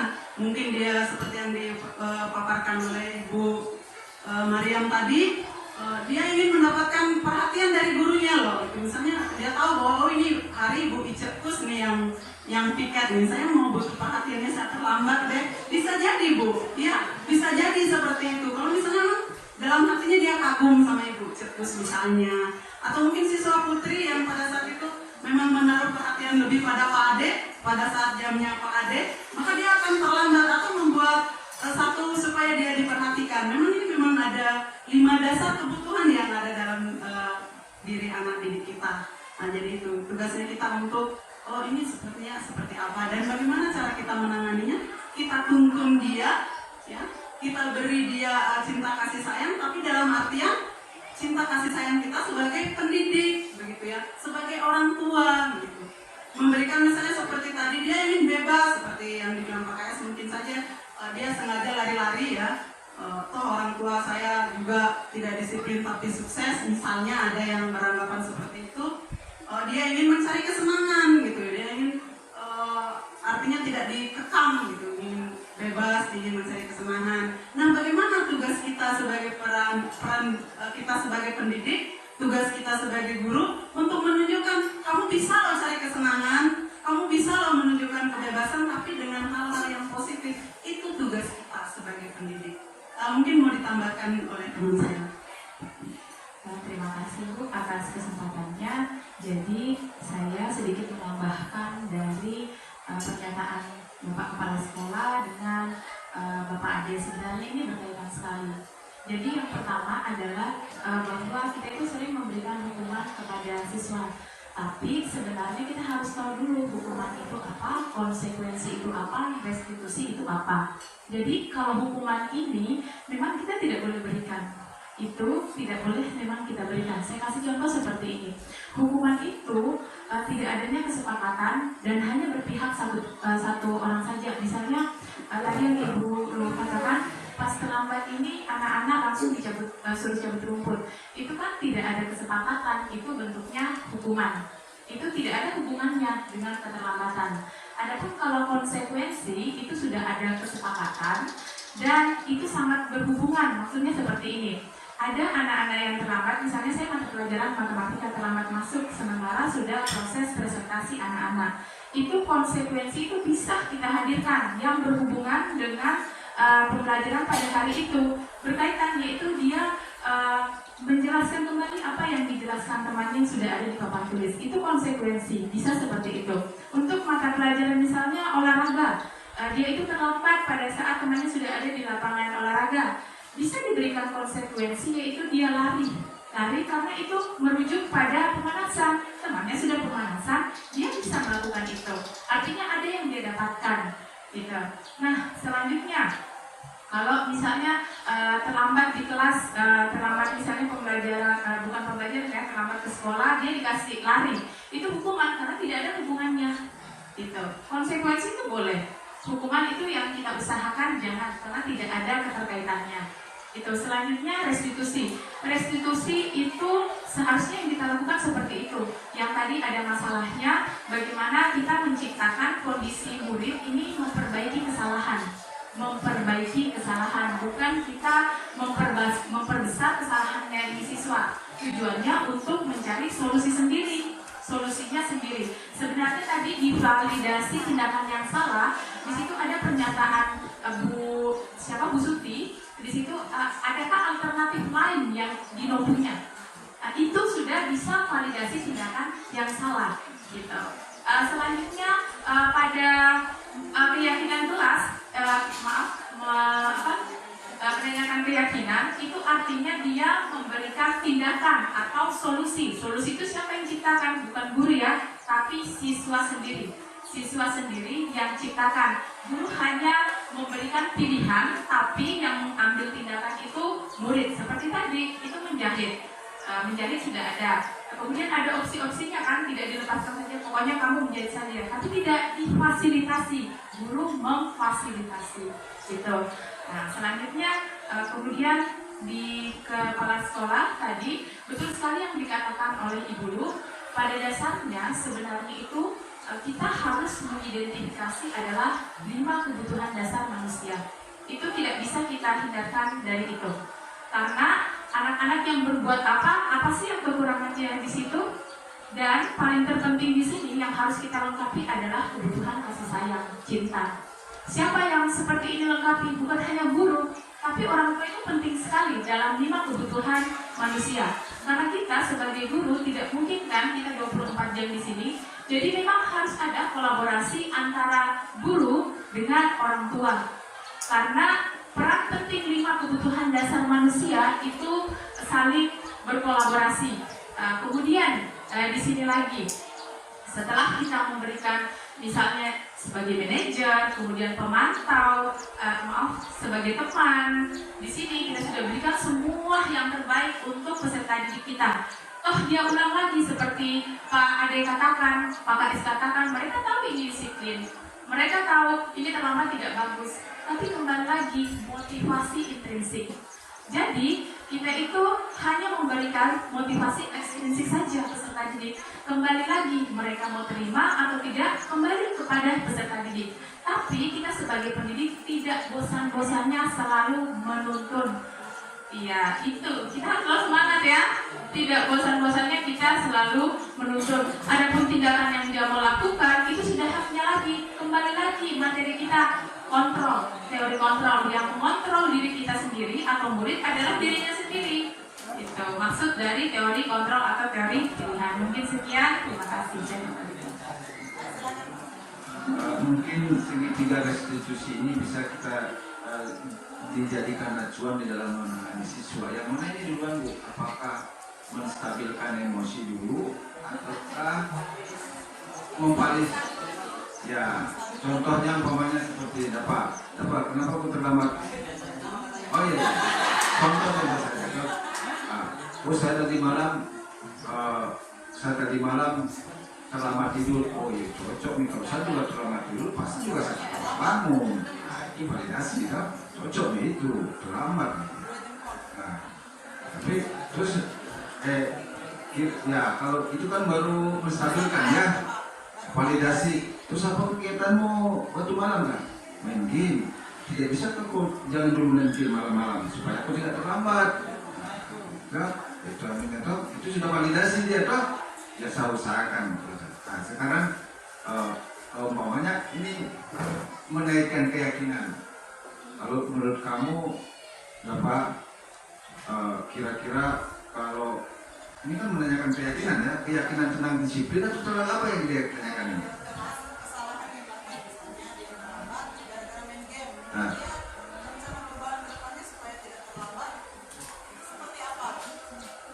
Ya sudah seperti tadi kan sudah dibilang bisa kok jangan main game dulu malam-malam, kau belajar langsung tidur. Sudah di situ. Oh ya saya usahakan. Itu sudah di situ sudah keyakinan di situ kan. Adanya. Coba dijelaskan dulu supaya kita jadikan acuan nanti. Mungkin kita beri kesempatan dulu kepada Ibu Mariam, kita dengarkan dulu pendapatnya.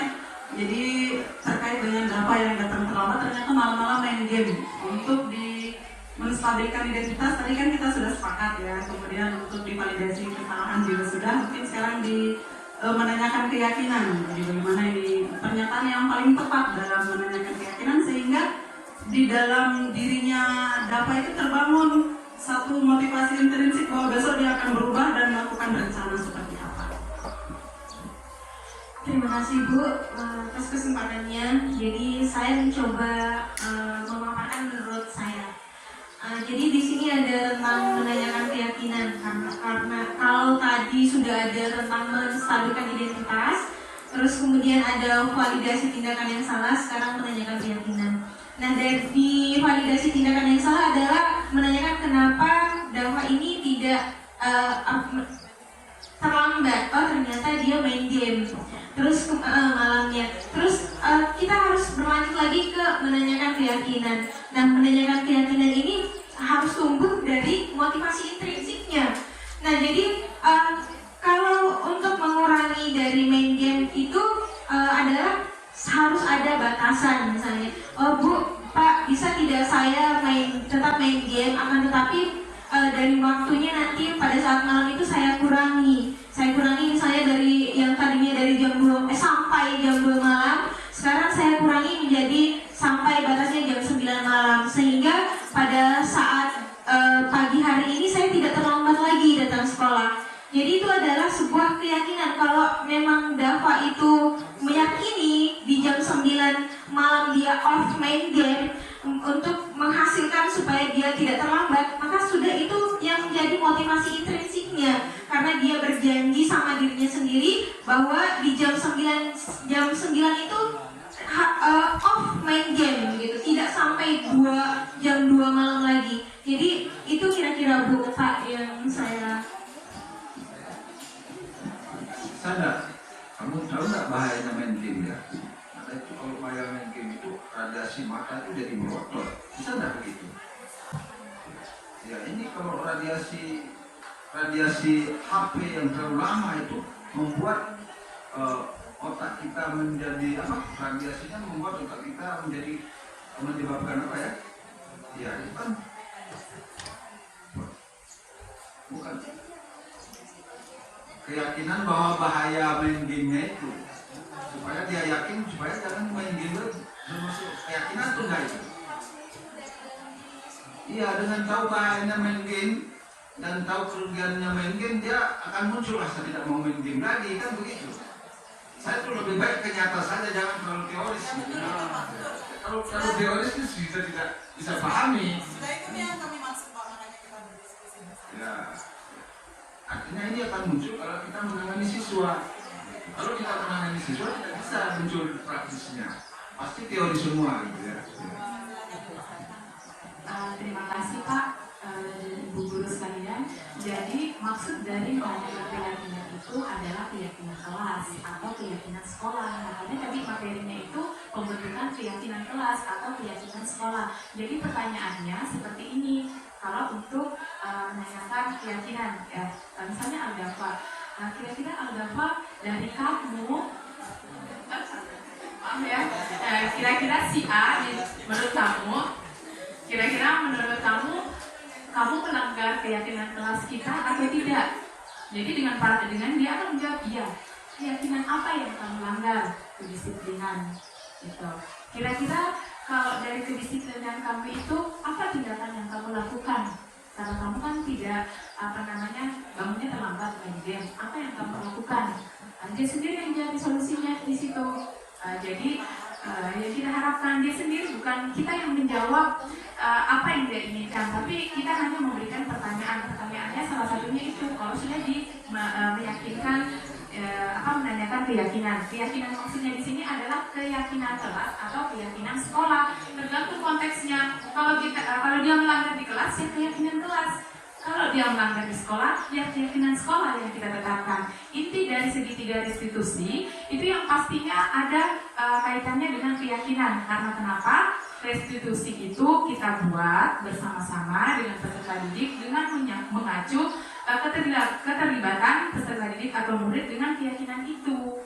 Jadi dia sendiri yang cari solusinya. Kalau menstabilkan sudah benar sekali yang dikatakan kepala sekolah, kemudian memvalidasi tindakan yang salah. Nah seperti ini, coba sama-sama kita menemukan kira-kira ada apa perbuatan kamu itu sesuai atau tidak. Itu memvalidasi tindakan yang salah. Itu pertanyaan salah satunya seperti itu. Gitu. Nanti dengan sendirinya itu kayaknya itu saya kurang bagus seperti itu. Itu memvalidasi tindakan yang salah. Jadi sekian. Jadi kalau bisa ini segitiga restitusi ini bisa dijadikan acuan dalam pembinaan saja. Saya mau berbagi banyak hal ini sebenarnya. Saya menanggapi dulu pernyataan atau pertanyaan dari Pak Kepala Sekolah di awal tadi. ada beberapa anak yang setelah mengamati pola perilaku dari orang tuanya, ternyata atau bukan orang tua, contoh misalnya guru-gurunya yang santai-santai saja tapi dia sukses.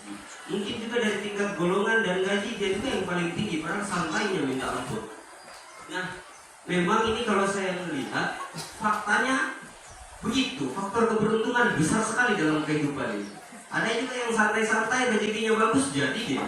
Ada juga yang pontang-panting. Saya bercerita ini, ada sepupu bersekolah jalan kaki sampai 6 kilo ke sekolahnya itu. Sampai sekarang dia dalam perjalanan itu begini sumpah. Pertanyaan-pertanyaan yang muncul. Kelewatan nih kalau kita tidak sukses ini. Dan sampai sekarang belum jadi apa-apa juga itu. Padahal jauhnya sampai sekolah. Artinya keseriusannya itu dengan keseriusanku bersekolah, dia lebih serius, fokus, belajar sekali. Tapi memang rezekiku lebih bagus. Nah itu yang pertama. Itu mainnya Tuhan itu di situ.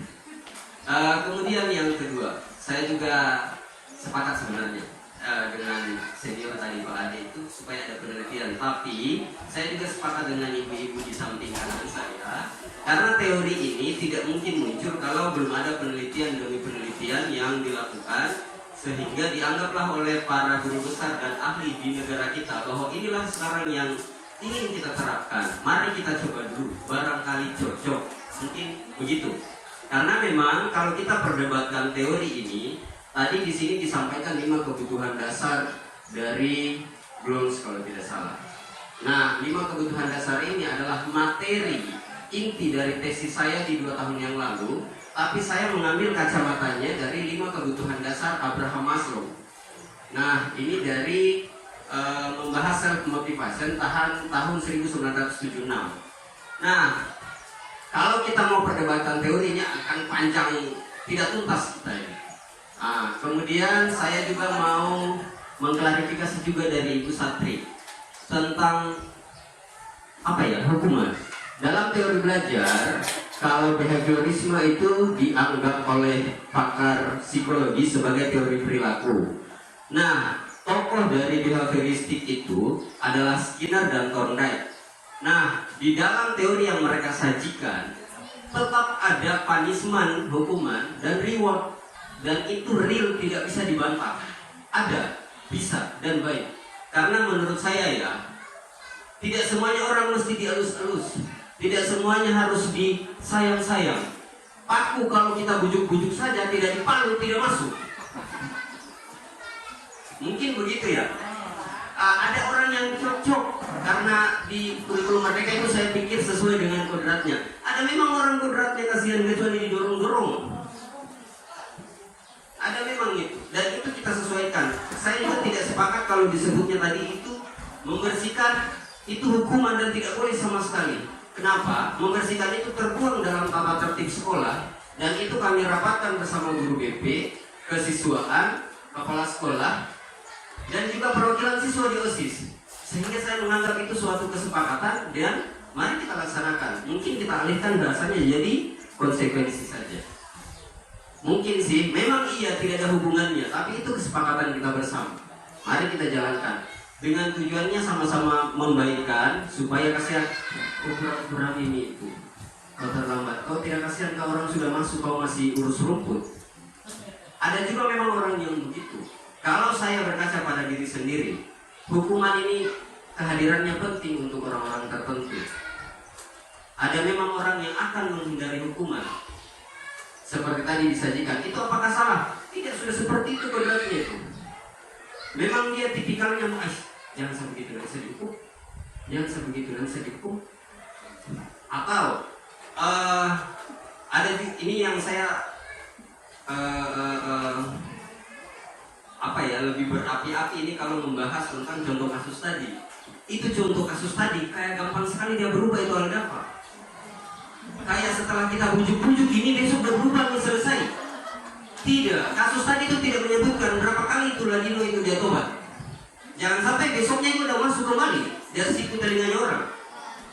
Itu bisa jadi. Dan kalau saya sih mau minta tolongnya begini, jangan kita melihat satu kasus, oh kita terapkan ini. Di BK itu kasihan, 1 bulan ini Al-Dafa ditangani sudah 7 kali. 1 bulan.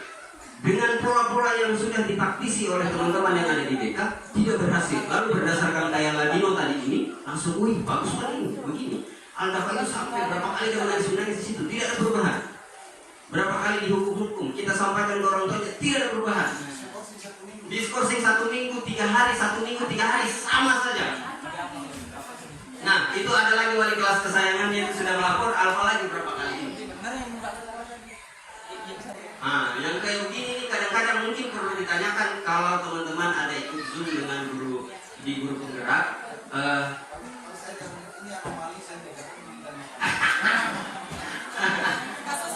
Ya, sebenarnya sih juga kalau melihat karakter-karakter dari anak-anak kita ini, kalau saya sih tidak negatif arahnya. Kalau kita belum pernah ngecek adakan penelitian berapa sih persentase dari teman-teman yang terlambat ini, sebenarnya sedikit itu. Hanya memang rutin.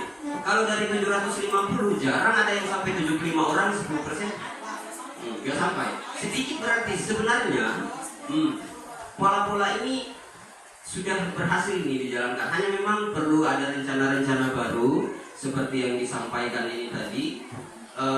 Kita juga perlu mencoba, jangan alergi dengan kebaruan.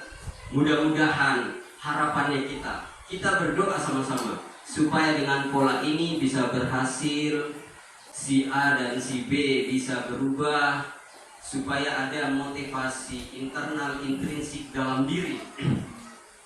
Meskipun maknanya sebenarnya sama, hanya kata-kata saja kita main-mainkan. Mungkin kalau saya sih itu saja. Saya senang juga ini karena diingatkan kembali dengan 5 kebutuhan dasar. Saya sejak awal pegang laptop itu belum disampaikan ini, saya sudah lihat, ini ternyata materinya. Saya jadi mengingat hanya kalau di teori Abraham Maslow yang kelima itu ini kacamata kita yang berbeda. Kalau di sini guru yang mau penuhi semua kebutuhannya anak-anak ini sampai kelima, kalau di Abraham Maslow tidak. Memang anak-anak akan berupaya memenuhi kebutuhannya sendiri. Jadi dia akan tidak ada dari kita ini yang tidak berusaha untuk memenuhi. Kalau Abraham Maslow yang pertama fisiologis, kebutuhan akan fisiologis. Jadi ada baju segala macam. Nah, tidak ada manusia yang tidak mau memenuhi kebutuhan itu. Tidak perlu disiapkan, dia butuhkan sendiri. Sampai ke kalau yang terakhir di Abraham Maslow itu kebutuhan akan aktualisasi diri. Kalau bahasa butuhnya ini self actualization needs. Bahasa di kampungku. Tidak tahu kalau kampungnya di Burana, saya tidak tahu. Di sini. Dia tidak. Di situ ada 17 nilai-nilai. Sebenarnya berhubungan kalau zaman sekarang di profil pelajar Pancasila. Zaman yang 3 tahun yang lalu itu masih ada penguatan pendidikan karakter di P3K itu nyambungnya ke situ. Hanya kalau di aktualisasi diri ada 17, di penguatan pendidikan karakter itu hanya ada 7 kalau tidak salah. Barangkali demikian saja. Saya begitu senang sekali lihat materi yang ini dengan restitusi tadi. Terima kasih teman-teman semua, mudah-mudahan nanti ada kesempatan kalau ingin berbagi yang baik-baik lagi begini, baik itu materi sampai ke urusan konsumsi, mudah-mudahan saya hadir. Saya sengaja itu karena dari tadi tidak muncul-muncul itu piring. Terakhir untuk saya. Silakan. Ada rekomendasi nih saya. Baik, luar biasa sekali ya pendapatnya dari Pak Indra. Kita beri mungkin ya, jadi memang faktanya yang terjadi seperti itu. Saya sedikit mengklarifikasi lagi, Pak Indra memang yang Bapak katakan itu memang benar sekali, tapi mungkin yang dimaksud dengan ibu santri sebagai penghukum itu bukan berarti hukuman itu tidak boleh dilaksanakan di sekolah, bukan begitu. Jadi maksudnya misalnya ini anak datang terlambat seperti ilustrasi saya pertama tadi, kamu sudah jam 7.30 baru datang, udah sana lari keliling lapangan, udah sana cabut rumput gitu. Paling tidak seperti yang saya sepakat sekali dengan yang Bapak katakan. Kita tanya, nah kamu tahu nggak kamu kenapa tadi datang terlambat? Misalnya ya pertama dia datang, setelah itu kita tanya, terus kamu tahu nggak jam berapa seharusnya kita masuk? Nah setelah itu misalnya bisa kita tanya, tanya, nah kamu tahu kan konsekuensi apa yang harus kamu lakukan jika kamu terlambat? Nah ini yang dimaksud dengan Pak Indra tadi. Ada kesepakatan yang sudah kita buat di sekolah, yaitu misalnya kalau dia terlambat maka dia akan mencabut rumput. Ini dibenarkan Bapak. Cuman yang dimaksud Ibu Satri, jangan tiba-tiba langsung, udah kamu nggak ada alasan pokoknya, gitu misalnya gitu kan. Nggak ada alasan, apa sih kamu alasannya banyak sekali, nggak ada alasan, kamu mau melawan ya, udah pokoknya cabut rumput. Kayak gini, ini yang harus dihindari. Mohon maaf mungkin kalau yang saya maksud ini tidak sepaham seperti yang dimaksud oleh Bapak Indra, tapi pengetahuannya bagus sekali ya, pemaparannya tadi, pengalaman dan ilmunya memang sudah luar biasa, itu jauh di atas kemampuan kami. Kalau beliau itu sudah master, bahkan tesisnya tentang terkait dengan ini, tapi kami ini hanya sekedar mendapatkan ini dari pendidikan guru penggerak yang hanya sedikit, hanya berapa persentase dari yang beliau ini. Tapi saya harapkan yang seperti tadi, yang dimaksud segitiga restitusi itu adalah, iya memang ya, faktanya memang seperti itu. Tapi paling tidak di awal kita terapkanlah dulu segitiga restitusi. Kalau memang tidak bisa, kita turun lagi sebagai pemantau, ya. Kita turun, misalnya si Aldapan ini segitiga restitusi nggak mempan, kita turun lagi sebagai pemantau. Kita terapkan konsekuensi yang ada. Boleh kita sesekali turun, gitu ya. Jadi seperti itu. Ya, jadi bukan berarti hukuman itu tidak boleh. Yang jelas, yang kita lakukan sesuai dengan kesepakatan yang ada di sekolah. Misalnya, apalagi kalau misalnya hukuman itu dalam berupa tindakan fisik, ini kan sama sekali tidak boleh. Kalau misalnya tadi membersihkan, kan ada budaya-budaya positif ya, misalnya cinta lingkungan yang ditanamkan di situ. Saya kira kita sepakat ini ya.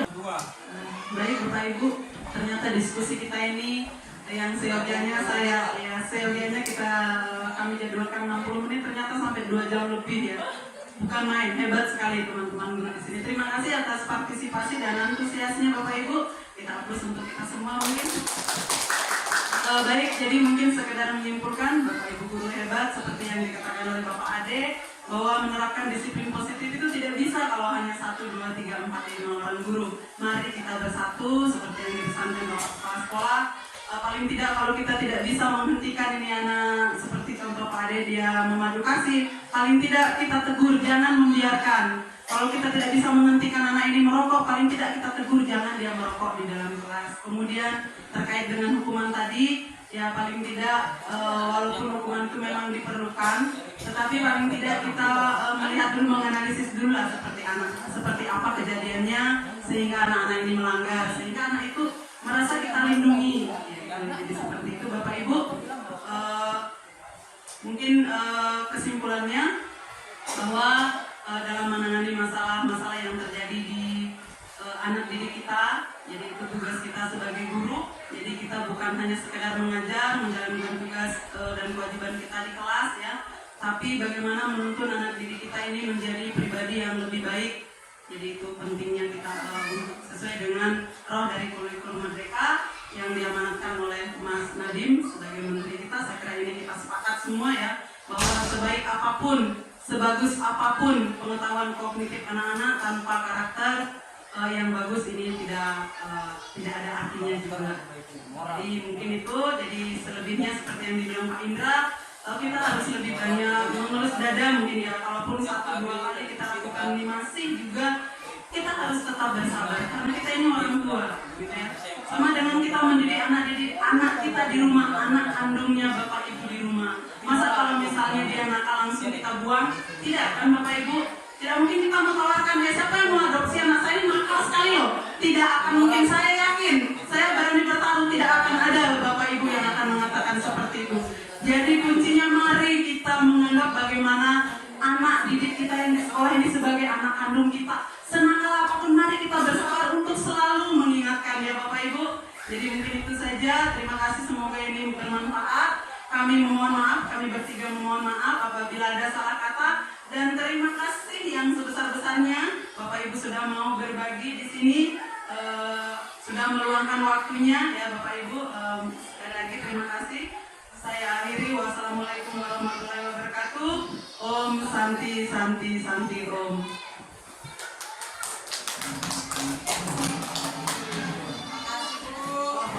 Sama-sama.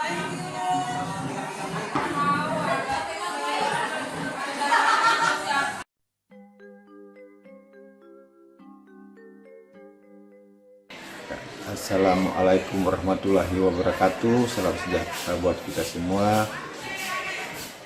Puji dan syukur kehadirat Tuhan Yang Maha Esa, karena pagi hari ini saya sebagai kepala sekolah SMA Negeri 1 Ladongi mengucapkan apresiasi yang setinggi-tingginya kepada calon guru penggerak dengan kegiatan mensosialisasikan budaya-budaya positif, sehingga teman-teman guru, kepala sekolah bisa menyadari bahwa sesungguhnya guru bukan menghukum siswa, membuat rasa bersalah, tetapi guru sebagai manajer seharusnya bisa memvalidasi tindakan yang salah, kemudian membuat suatu keyakinan, serta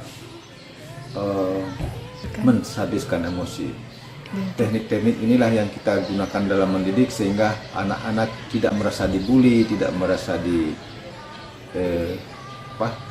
digertak dan lain sebagainya, sehingga anak-anak tumbuh berkembang menjadi manusia-manusia Indonesia yang seutuhnya. Assalamualaikum warahmatullahi wabarakatuh. Perkenalkan, nama saya Icu Kismawati SPDI, guru di SMA Negeri 1 Ladongi. Kali ini saya akan memberikan testimoni terkait praktik positif baik yang sudah dilakukan oleh salah satu CGP di sekolah saya, yakni Ibu Satriani SPD. Ya, terkait positif baik yang sudah dilakukan oleh Ibu Satriani terkait positif budaya baik, yaitu selama ini ternyata yang sudah saya lakukan itu adalah salah, karena ternyata selama ini yang saya lakukan itu jika siswa melakukan kesalahan saya langsung memberikan hukuman kepada siswa tersebut. Ternyata hal seperti itu tidak membangun karakter yang baik kepada siswa tersebut. Yang seharusnya kita sebagai guru adalah kita itu harus berlaku atau bertindak sebagai manajer, yang mana jika siswa melakukan kesalahan, yang pertama harus kita lakukan adalah menstabilkan identitas. Seperti kita menanyai terlebih dahulu kepada siswa tersebut apa yang menyebabkan atau apa yang sampai dia melakukan kesalahan tersebut. Kemudian yang kedua, melakukan validasi tindakan yang salah, bahwa kita menyampaikan kepada siswa tersebut bahwa yang dia lakukan itu adalah salah, supaya muncul kesadaran dalam dirinya bahwa memang yang dia lakukan itu adalah perbuatan yang salah. Kemudian yang ketiga yaitu menanyakan keyakinan, yakni jika misalkan keesokan atau besok-besok dia lakukan kembali kesalahan yang sama, maka kita harus membuat keyakinan hal apa yang akan atau harus dia lakukan supaya dia tidak mengulangi kesalahan yang sama kembali. Jadi dari praktik baik yang dilakukan oleh salah satu CGP di sekolah saya itu membawa perubahan atau pemahaman serta pengetahuan yang baru bagi saya, sehingga untuk kedepannya saya bisa melakukan sesuai dengan seperti yang ada di segitiga restitusi. Jadi praktik baiknya sangat bermanfaat sekali, karena dengan begitu menambah pemahaman dan pengetahuan saya terkait bagaimana cara untuk menghukum kepada siswa jika dia melakukan kesalahan. Jadi demikian testimoni yang dapat saya berikan. Wassalamualaikum warahmatullahi wabarakatuh.